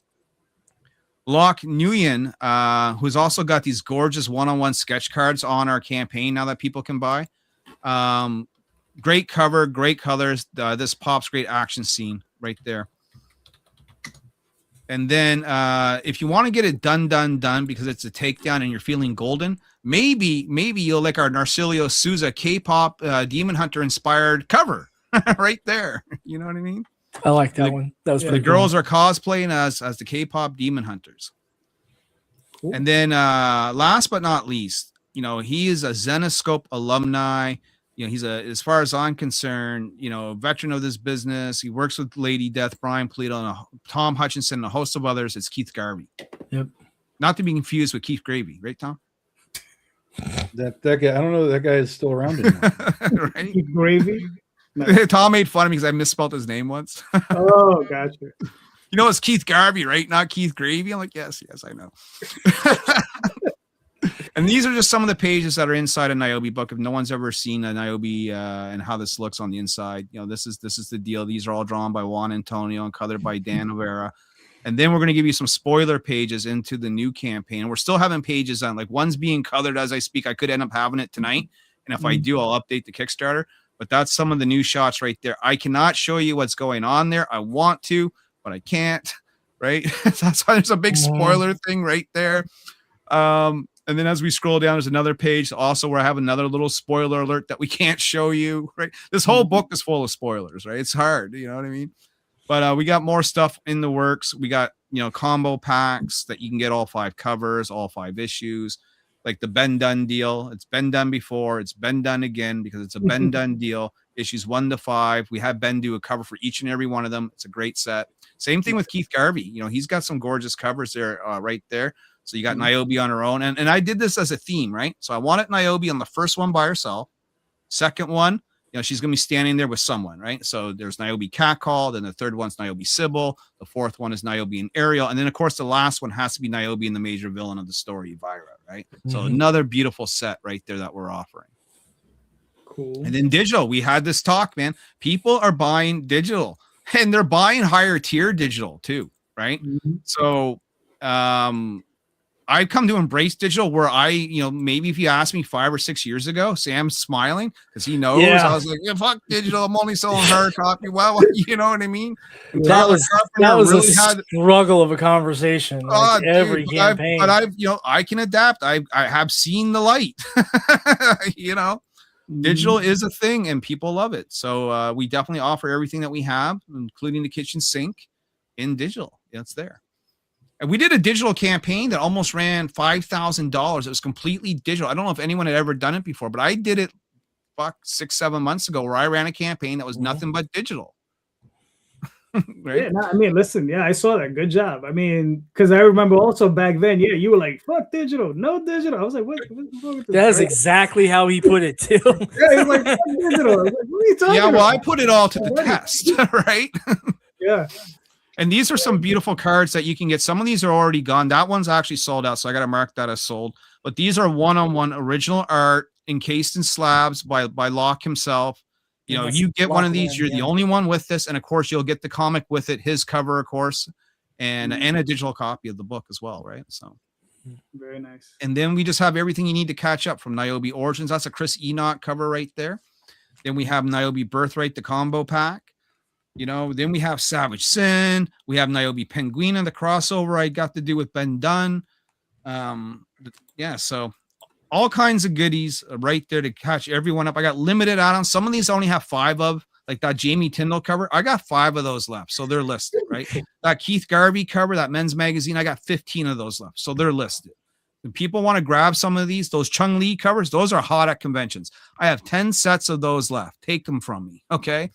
That Keith Garvey Virgin variant of Savage Sin, those are foil covers. Cover. Okay. There are 10 foil covers available on this campaign as add-ons if someone wants to. Yeah, I have one of those. They're fucking gorgeous. Pardon the language. Really nice. They are. And then it's, notes on who everyone is and how we ship and, all that good stuff. Do your survey so we know where to send your books. And we print with Comics Wellspring, and they do a great job. All right, cool. Very nice. And how much time you got left here? All kinds of time.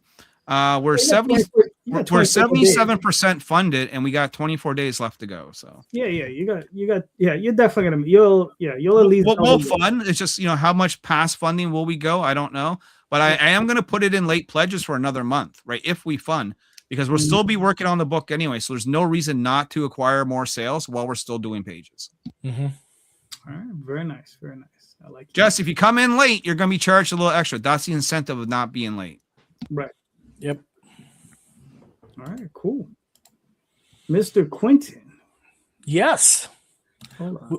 And of course, we don't have a campaign running right now. We're going to be doing our pre-launch page here in a couple of weeks, but we do have our drive-through page. Online store on Drive-Thru Comics, Drive-Thru RPG. Folks, you can get our comics, our role-playing games, Dungeons and Dames, which is an art book series we did during the pandemic 2 different times to help keep money in the pockets of our artists when things were slow. Art posters, and a whole bunch of things here that you can do. And like I said, our digitals are easily affordable. One of the nice things about using drive-through is that once you buy something, it stays in your library, so that if you have a hard drive failure or you lose your computer or it's on your phone and your phone gets tossed or something, you can always come back and pull it back down at no extra cost for you. As a creator, one of the things I like and one of the things I do is once we are profitable on titles, I go back and I go ahead and add additional royalties for the contributing team. So everyone's paid up front, obviously, when we do our stuff. And then once we do reach profit, we go ahead and add on a little extra for our people. So it goes back to taking care of our artists. 47 Furious Tales, the story of the 47 Ronin told through anthropomorphic animals. Reign of Ages is our black and white dark fantasy. We're going through the Blood and Stone story arc, the introductory story arc, which was 5 issues, 1 through 3 are on drive-through right now. Necroholic is a dark comedy by Brian Lee. We're publishing his work for him, and that is a dark comedy about a modern-day necromancer with a drinking problem. And then Tibbing and Her Time-Traveling Psychedelic Mushrooms, which is exactly about just that. 18-plus title because it is a little risque. And then you're going to find stuff for your D&D games, 5th edition content, adventures, source books, and the only book of mine that's ever been banned in a country, Whispers of Persephone, which got me banned in the UAE for, of all things, sorcery. So it's the only book I've had that's been banned anywhere. I'm sure that if someone tries to buy it somewhere else in certain places, we'll probably get similar bans. But didn't even know it. We had a Kickstarter backer shipped his book to him, and he messaged me and said that customs in the UAE had seized his book. It was being banned for sorcery, and he paid $1,000 fine or bribe or whatever to get his book out. I'm like, dude, I'm sorry, but there's no way I can reimburse you that $1,000. And he sent me a message back. He's like, no, screw them. It's my D&D game. I'm like, okay, homie, whatever. Right. He's one of those guys. Every time we do anything, it doesn't matter what it is. Even if it's stuff that he's not into, he's like, I support you anyway. Here's $10. And he'll sit there. He'll either pledge for digital or no reward or whatever. That legit just happened to me. I got a $10 digital pledge. There you go, man. Yeah, it's cool. But we've been doing this since 2017. You can see our catalog gets bigger and bigger.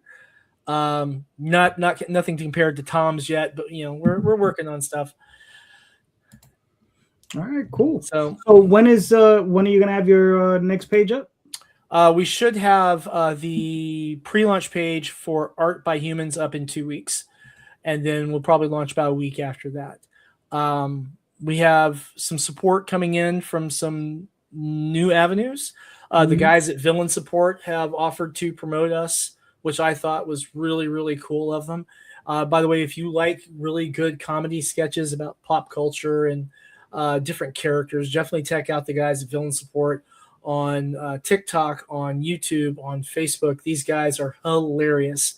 And if you look carefully in the background, you will see a lot of art from Sinopa Publishing in the background on their wall. So really, really big shout out to them. They've been fantastic to me. All right, cool. Villain Support rocks. So does The Legend of Oz. Tom, This what is do a beautiful campaign. Tom always does good ones. Right, Tom? There's like 3 hours left. It's like 2 and some change. Ends at 11:45 Eastern tonight, guys. So this is Legend of Oz. This is the start of our 15-year anniversary for the book. Ginger's Quest is the series. It focuses on Ginger's story throughout the series. We've been kind of giving you bits and pieces of it. This is kind of the beginning of her culmination of her story, revelation of past events and so on and so on. So Dorothy and Ozma and everything will still be part of the story too, but it's going to focus a lot on Ginger and the gnomes.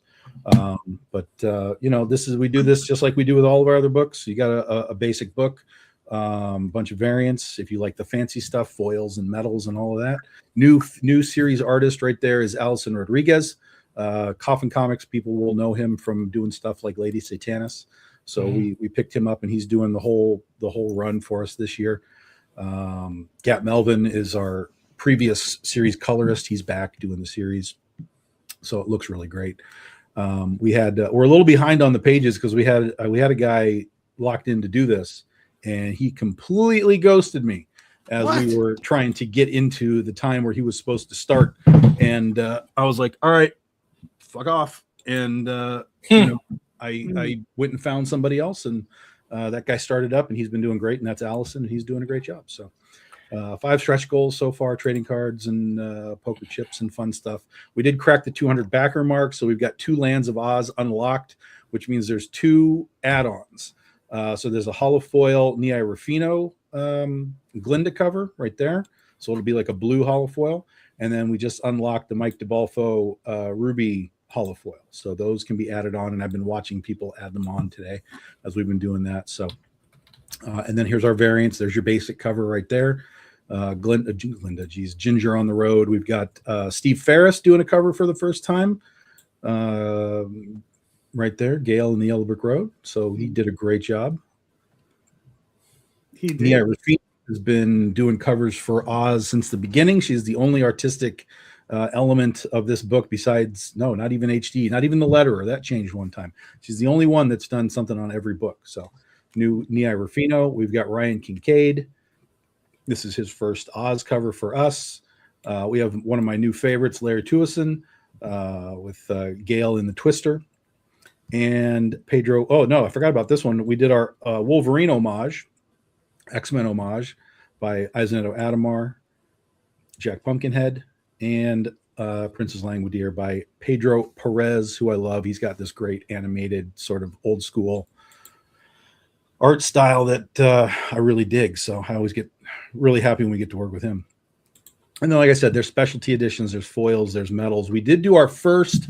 You won't be able to see it real well because of all the lighting, but we'll give it the old college try here. We did our first jeweled cover. Yeah, look at this.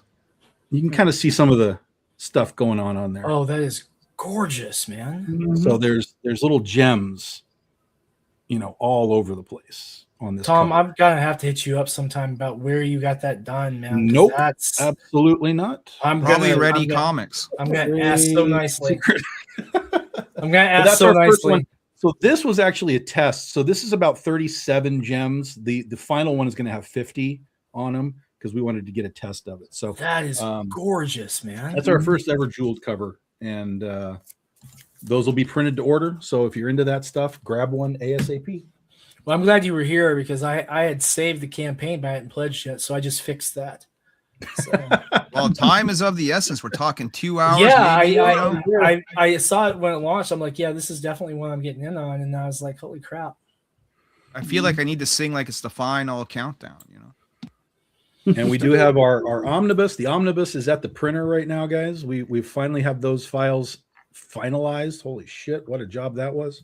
Oh, So no the doubt. omnibus is on our way. TikTok is a standalone mini series. There's all the stuff we did with Aspen Comics when we were with them. So all kinds of stuff to catch up on and just try out different things and lots of different artists. And then, of course, we just have our Big Dog Ink universe stuff. So if you buy some Oz stuff and you want to get some Critter or whatever, try out some other series. We got the Critter series, Scheherazade, Kaiju Epic, the BD Index. That's our Who's Who book. Antoinette, Penny for Your Soul. So we do a lot of different things. So, you know, grab an Oz book and then grab something else. Try some other things because we do all kinds of stuff, all different genres, all the time. So yeah, it's fun watching him scroll through some of this, especially with the older stuff. Because I'm like, I got that. Oh, I got that one too, right? Because I got some of the Critter books. I have Scheherazade. I have a couple of Penny for Your Soul. So I even have a Dan Mendoza variant cover he had done for Penny for the Soul. Mm-hmm. I just want all omnibuses. That's it. Well, speaking of omnibuses, I got that Evangeline long-awaited omnibus finally in the mail. Oh, It's a gorgeous book, actually. Here's the omnibus right here. Except it's all yeah. it's all just proofs. Yeah. Gotcha. But it's on the way. It's on the way. All right, cool. It is What's it looking like, May? So we're in February, probably April. April? Probably April. We should have them in April. And there'll be some cons in April, but I'll be working on them ASAP as soon as they come in. So yeah, I'm thinking April. Are you doing Lexington or Louisville? No. Okay. Not unless they want to invite me. Gotcha. In which case I can discuss that with them. I think I'm going to do Allentown this year.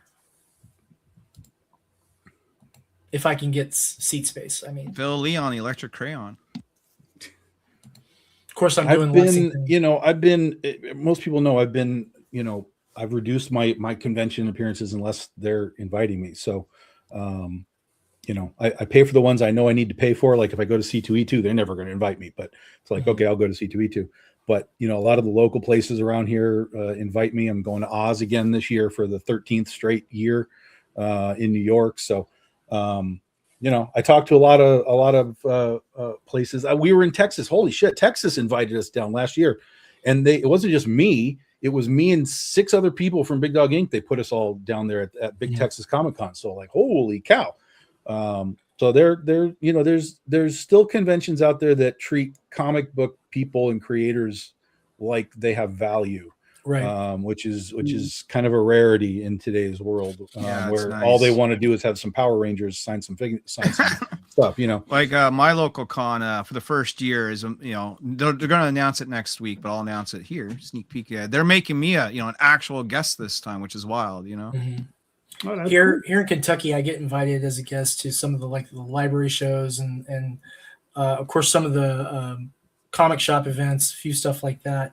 And then of course AP invited me for the 40th anniversary show, and I took the youngest, and she actually outsold me at the event by like 20 something bucks. It was a wild trip.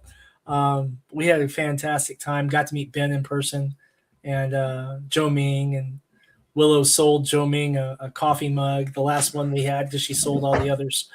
And apparently, yeah. Nice. This is a piece that was a gift from Joe Solis. This is Critter and his character that he does. And Ben did this a couple of years ago at Big Texas when Ben was down there. He had Ben draw this up, and it's his Catgirl character. That's awesome. And then so he gave really that to me. So that's on my desk there. 100%. That's absolutely awesome.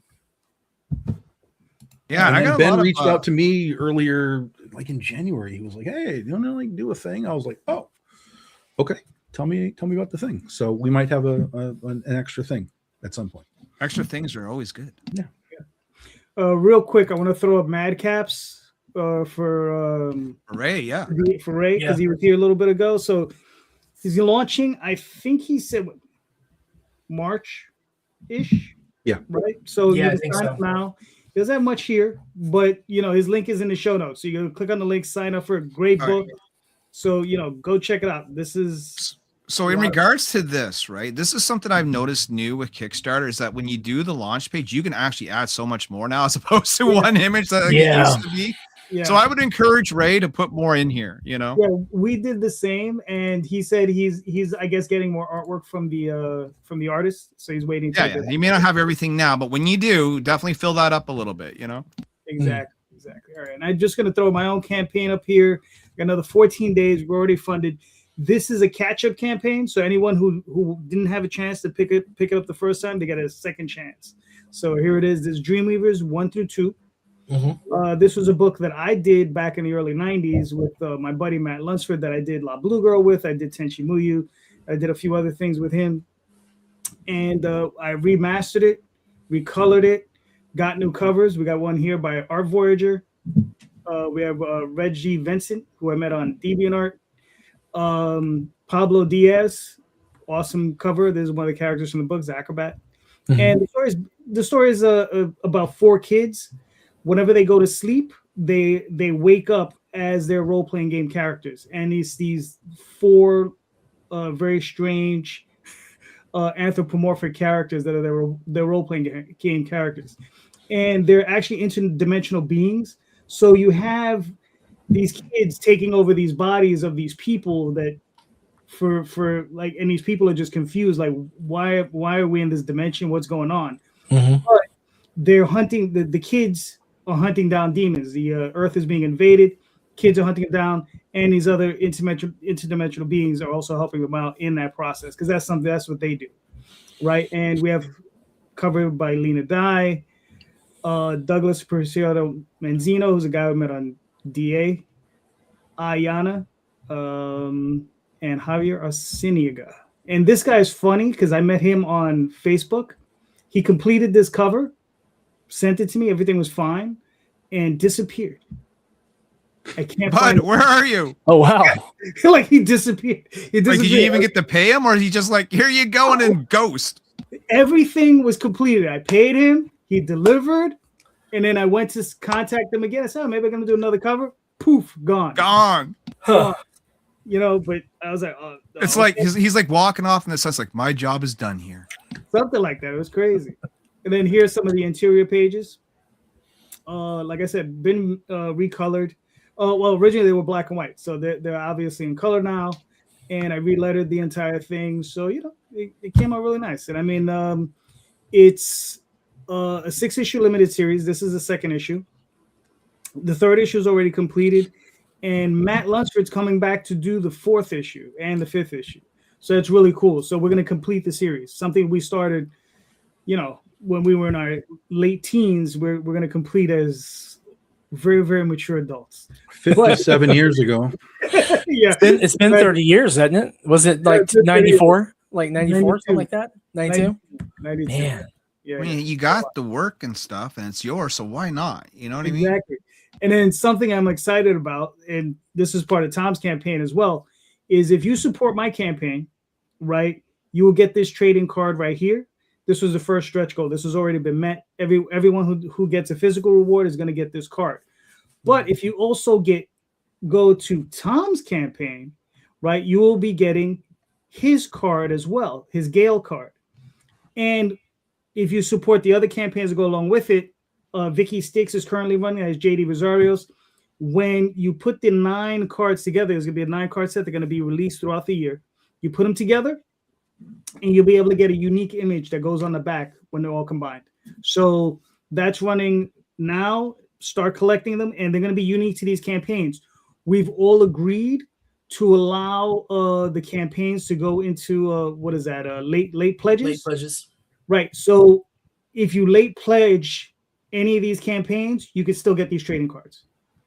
Okay. So you late pledge it, we'll send you. We're gonna throw in that trading card for you if you decide to order it later on in the year. So that's something I think that's really cool. That's something we're trying to do to cross promote each other. So go out there and go buy a book, guys.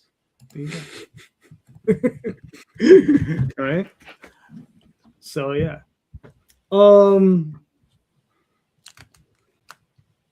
Oh yeah, here's a simple one. Who's other than Shikari, because I know Shikari is in the chat, which is hilarious.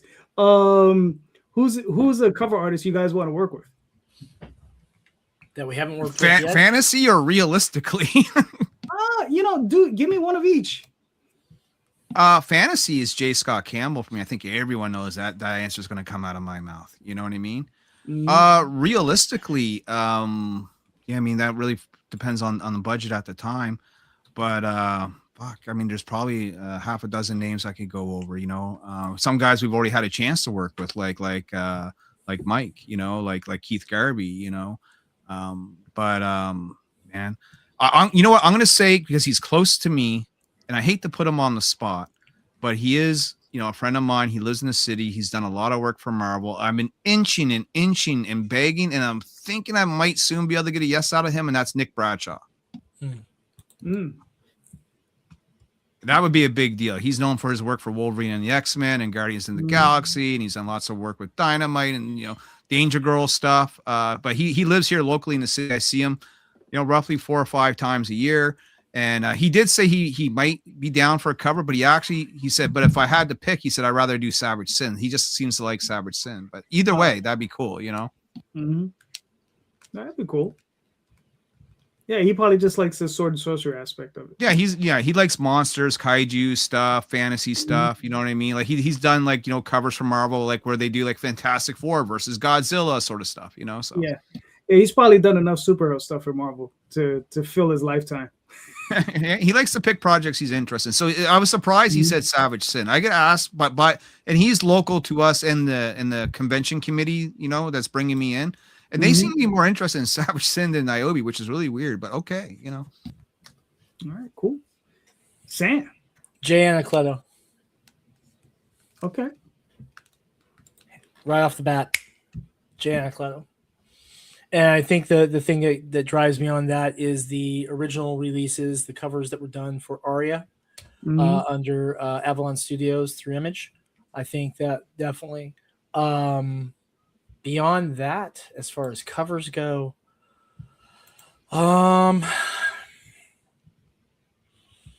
honestly, an artist I'd love to work with, although I'm afraid I'll never get the opportunity to, and not just for covers, but I'd love to do something with them for this one particular project that's on the back burner.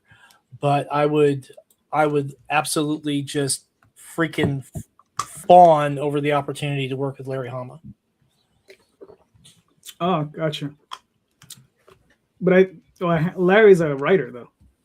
No, he draws some too. He does? Okay, Yeah. I didn't know that. Yeah, not a lot, but yeah. Because I remember of his editorial and writing. No, yeah, but he draws some too. Yes. It's not his principal thing, but I would love to just have some of his doodles. Gotcha. Specifically for the kids superhero thing. So I'd like some of those little simple line art things. Gotcha. Shikari, yes, we know Steven. I'm destroying his name. Steven Saj. Okay. Yes, we know him. He's incredible. But again, one of these guys. Give you an But idea. yeah. Tom. So the dreams are Art Adams and Todd McFarlane. those are great dreams. Those are the dreams. Gotcha. I feel like one of them is attainable and one of them is not remote. Hey, bud, I'm waiting for your call, bud. But those are the dreams. There's other guys that are on the bucket list. I'd love to work with Brett Booth. Man, I don't know. There's a lot of those like higher level guys that I'd love to work with. But I will say this.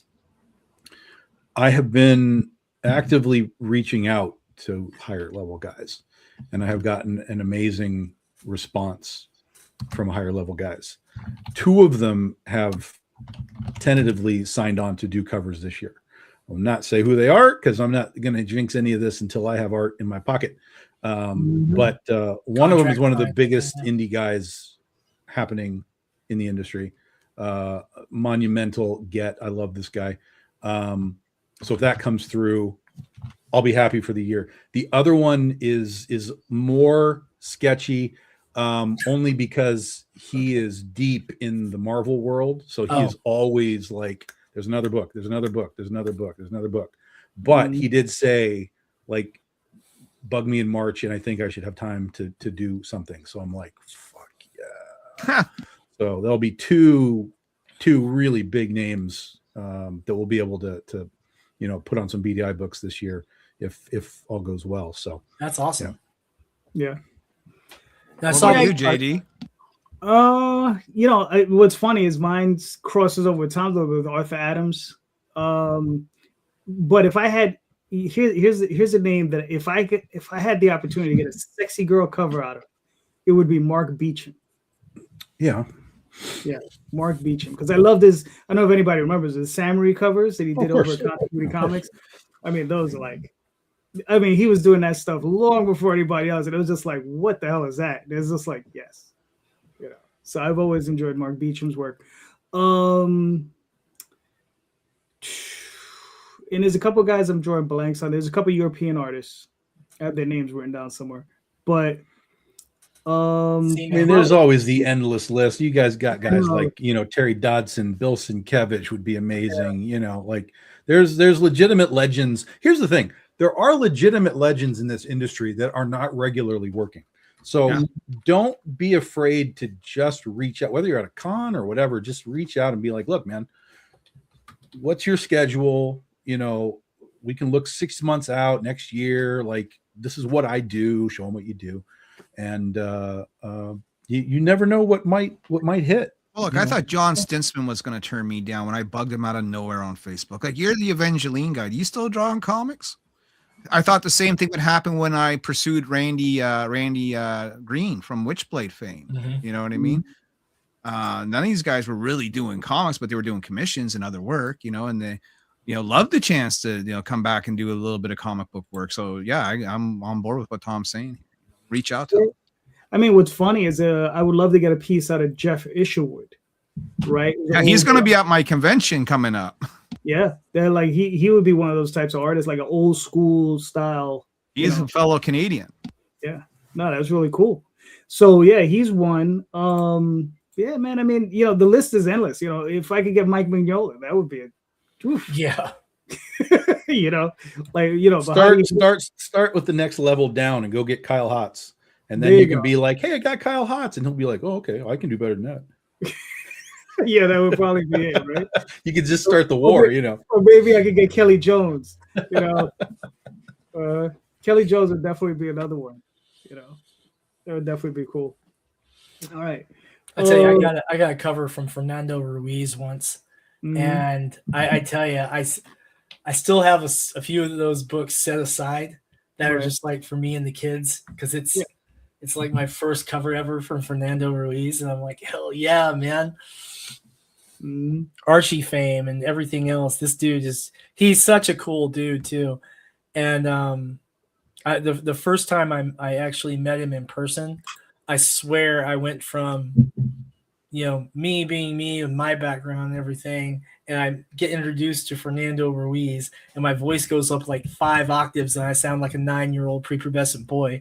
And I was just like, "Holy crap, it's Fernando Ruiz!" Oh, it's hard not to fanboy the fuck out for me, dude. I did. Right? I spazzed like crazy. Even when I first met Tom, I'm fanboying out. You Aspen Comics. I bought your books in the shop. Tom must remember this. Yeah, it's hard, man. Yeah. But Tom is above all that. He's a superstar. Tom's a pro.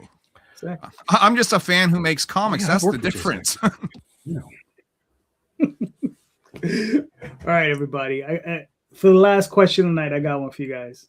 What's a piece of advice you'd give anybody who's starting in this business? If they were like brand new, what's a good piece of advice you'd give them? Are you talking motivational advice or practical advice? Because there's a difference. Take your pick. All right. Well, practical advice. Make sure you have the money. Especially if you don't draw, right? This is an expensive thing to get involved in. And some people jump in this without knowing the price tag, right? For me, bare minimum, $6 to $7 grand to make a comic book. And it's unlikely, especially your first time out, that you might even recoup that cost. So don't sell your house and have your wife leave you over the price of making a comic book. Make sure you're good to go financially, or have a solid plan. Like even with Kickstarter can help pay for some of this, but make sure you're putting your funding goal where you need it to be, that it's attainable, that it's actually going to cover the work of the progress of your work. Just make sure that you do a little bit of research into the cost of making these comic books, because they're not cheap. Mhm. Very true. Very true. Tom, do Sam. you want to go next? I basically, when we get vague questions, I give vague answers. So here's the vague answer, but it's a valuable one, and it's one that I tend to use like at Comic Cons when people ask like, hey, what do you suggest?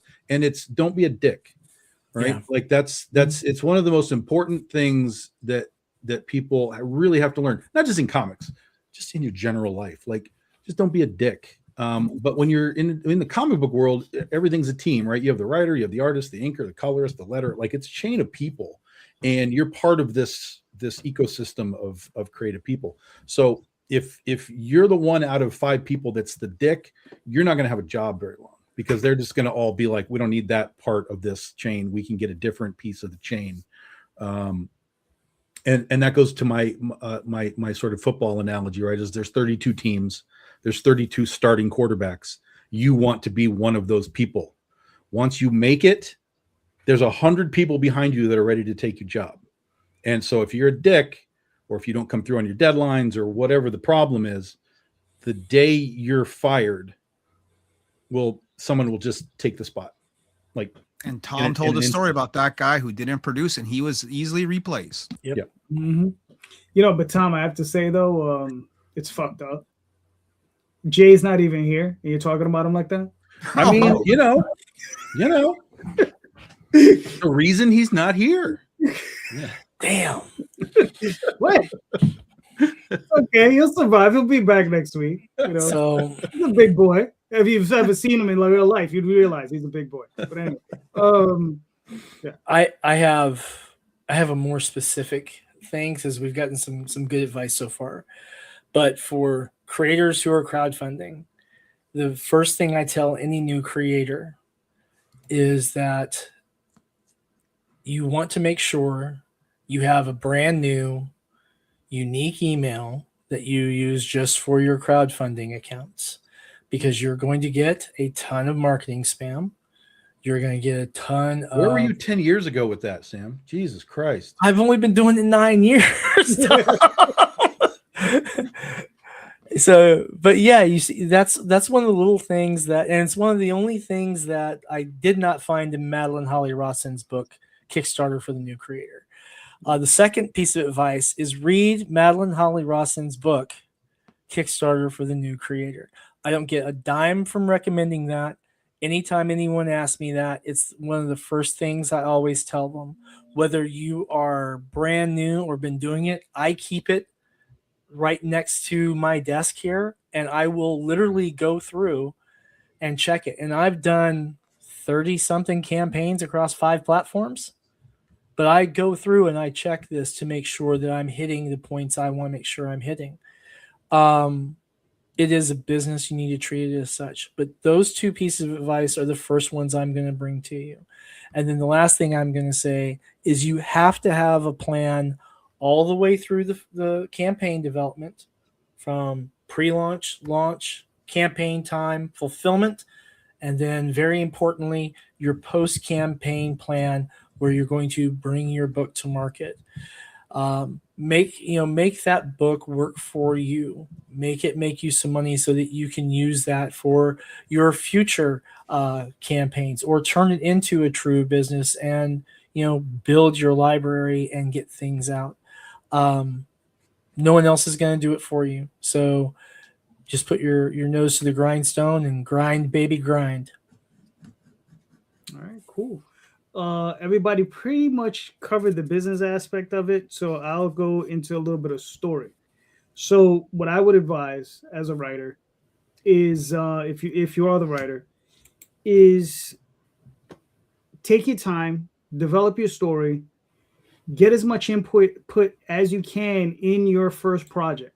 Because here's the problem with first projects, and you can ask just about anybody, right? Your first project is probably going to suck. Okay? So add as many boobs as you can. Right. This is the way. Yes. But seriously. No lie detected. Right.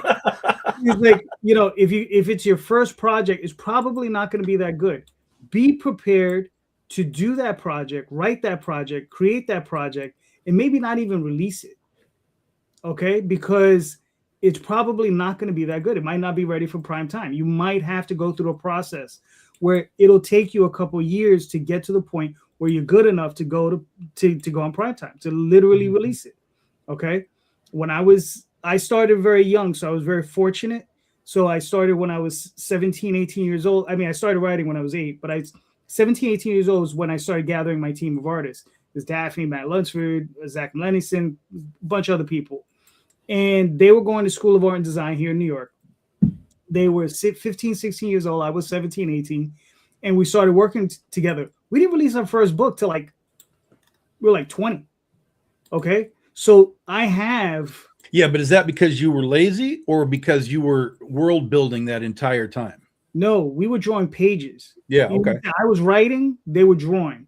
Literally, I have in my closet maybe about 100 pages that will never see print. Oh, okay. Back in those days, because I felt we weren't ready. Okay. And then eventually it just came to a head and said, we got to do something. We printed the first book, and then we printed the second book, and then we printed the third book, and then we just kept going. Right. But we didn't really get good enough until it was at least 3 or 4 years later. You understand? But not everybody has that luxury, and not everybody's that patient either. You understand? So sometimes I would tell you, take the time to develop your work, right? Especially if you're a writer, take your time to develop your work. I was in this very special situation where here in New York City, I teamed up with a bunch of people. They were young artists. You know, there was no money exchange. They were just all my partners, right? Like Matt Lunsford is still my 50-50 partner on Dreamweavers. Daphne is my 50-50 partner on Tall Tales, right? So that's a very special situation. If you're young, I say go find another young artist who's in your area and work with them. You know, try to develop together as a team, and you'll find. Listen, and it worked great for me. Matt is the one that got me the job on La Blue Girl. Okay, so that relationship that I developed over all those years helped me get professional work, and then that us as a team got us a job on Tenchi Muyu. Right. And we developed and kept growing together over those years, you know, and then after that, we just said, screw it, let's go get jobs. But that had more to do with the fact I just don't like pitching. I really hate it.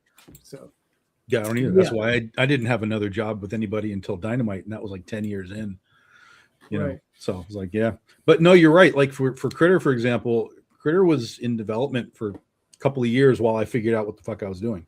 Like, how do I write a script? What does this mean? What is the story? How does it, you know, what is this script? How does it go into the series and whatever?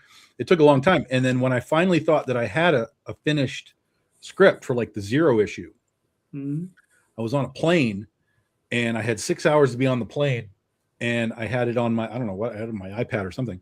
And I was reading it on the plane and I was like, this is terrible. And I literally, I had one of those Bluetooth keyboards for my iPad, right? And so I rewrote the entire script in 6 hours over the course of the plane trip. And what that new script is what was put into the 0 issue for when I released it. So even when I thought I was done, I wasn't done, and I reset the whole thing. So yeah. Man, I didn't do any of those things. I wrote a script pretty, you know. I used a Witchblade script as my template, and I wrote my own script based off of that template, and literally printed it out and walked around with it in a binder at a convention, hitting up local artists to make that first Niobe. I had a completely different experience. I outlined the totality of the 47 Furious Tales series, broke down the individual outlines per issue, make sure I did my fact checking, my historical reference, and then I sat down and wrote the script for issue 1. Put it in front of my editor, and she said, this does not work. And so we revised. And then for Reign of Ages, knew it was originally going to be 6 issues for the story arc, but we made some changes and we got it to 5 issues for that first story arc. And pretty much the same thing, outlines for that whole story arc, outlines for the individual issue, developed the script, put it in front of the editor, try not to get, too butthurt about changes. Here's the thing too, guys, as a writer, Learn to accept constructive criticism. No. If you cannot accept, No. if you cannot accept constructive criticism, you're just going to be hurting yourself. Now, if you're a hardcore mental masochist, you're in the right business. But definitely learn to take constructive criticism. And then for Tibby, I was sleep deprived and hallucinated to a point because I've been up for like 4 days, and wrote a couple of notes on a board. Finally passed out. Woke up the next day, called my dad, said I had the wildest thought, and he's like, "Write that damn thing down, son." So rest in peace, Dad. I miss you. But yeah, it was his favorite comic issue that came out. It's the one he actually read all the way through. So nice. And he wasn't a comic guy, but yeah, I found out, this is a little behind the scenes stuff. My father passed in August, and we went down because we had to do the funeral and everything. And at the final viewing ceremony and everything, I found out that my dad had been loaning out copies of the comics to people at work. And so I had 50, 60 people who were coming up to me talking about the comics I'd put out while we're at my dad's funeral, which was freaking weird, but really touching that he thought enough to do that. So there's one thing about it, is that I think that we all get to look forward to our work surviving us. Yeah, no, that's really cool, man. It's funny, like my father, who wasn't a big reader, and he certainly didn't read comic books, read my comics. My mother would say that I would bring them over and I would drop them off mostly for her because she would read. But she said my dad loved my comic books. And I was like, really? And she was like, yeah. And I was just like, oh, okay. And I was like, all right, that's really cool. Yeah, but one of the things I would suggest to any writer is, if you write a story, take it similar to what I think might have happened at Tom. You set it to the side for a while.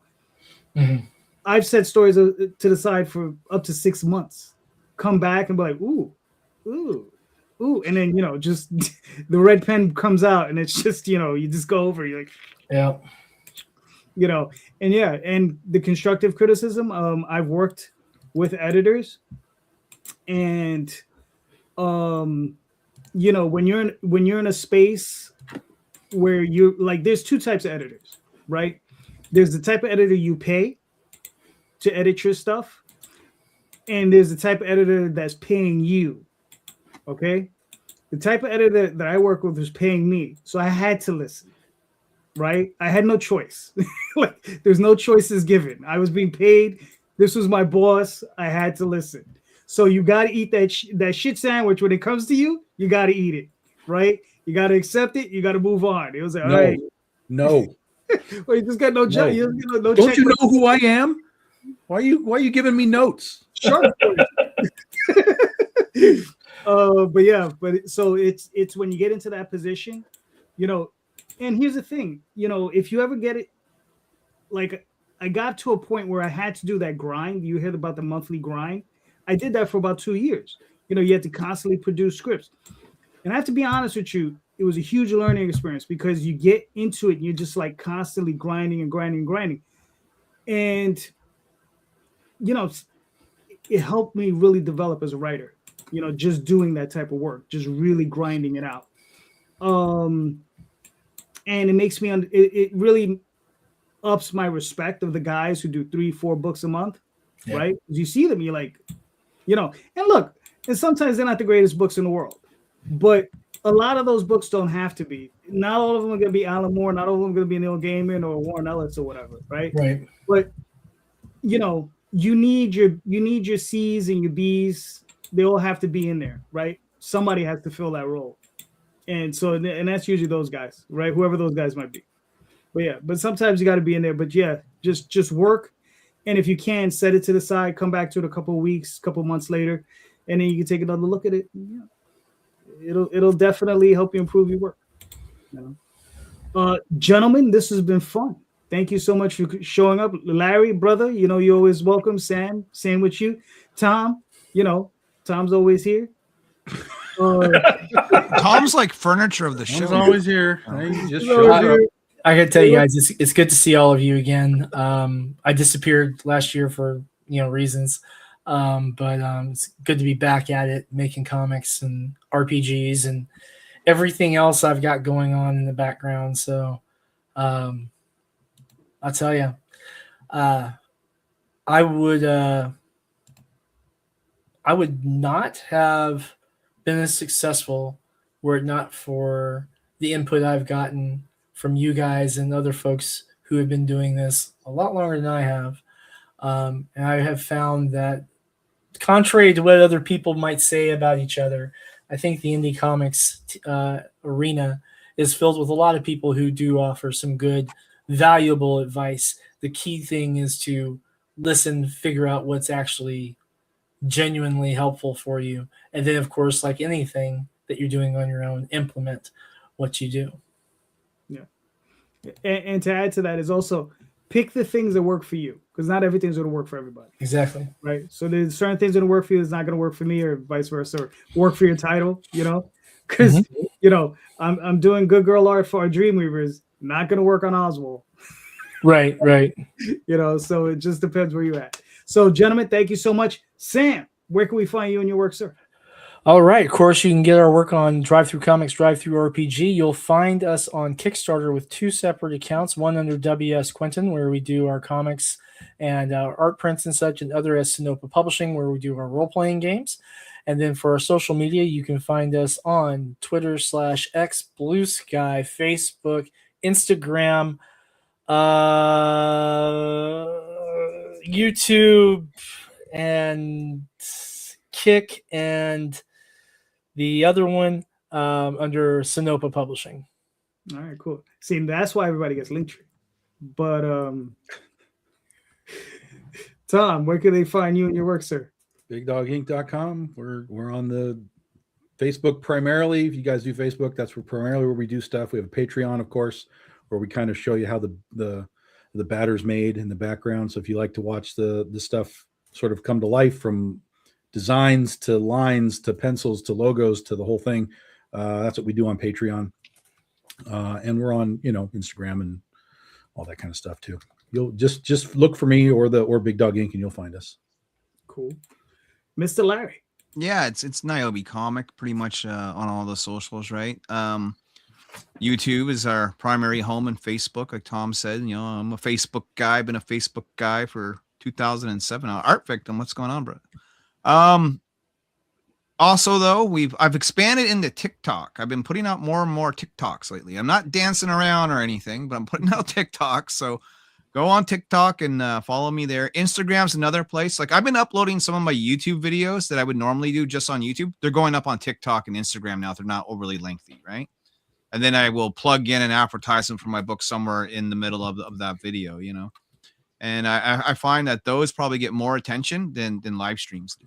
So it's just, you know what I mean? Mm-hmm. Oh my God, I disappeared. I'm wigging out. But yeah. And back to Kickstarter. We just got a backer as we've been talking. Someone bought one of the Lock Niobe original sketch cards. So thank you very much. That actually gives us a nice little boost to $72.36 Canadian duck bucks, which is about a $1.39 US, Tom. You know what I mean? Yeah. Yep. It's the Eagle bucks. Nice. I actually just checked, and we actually had one book bought on Drive-Thru in the last 2 hours. So whoever was that, thank you very much. We appreciate you. We will put that money to good use. And as with everything on Drive-Thru, the royalties have already been sent out to their respective contributors. So our artists and letterer and editor already got paid for that too. So we did a lot of good with just one purchase. All right. Very nice. You can find me on Facebook, Instagram, Twitter, all those different places. YouTube, most Sundays. Yes. And on Kickstarter. So currently we're Dreamweavers. Next Monday with the Oswald Chronicles, but we will definitely be back. And please, everyone, just remember, check out the show notes. In the show notes are links to all of these creators and their projects. Please click on those links, buy these books. All these creators are heavily vested and do great work. They're passionate about their projects. They love their books. So please click on those links, buy those books, and just remember, everyone, read more indie comics, especially ours. Have a good night, everyone. Thank you. Yeah.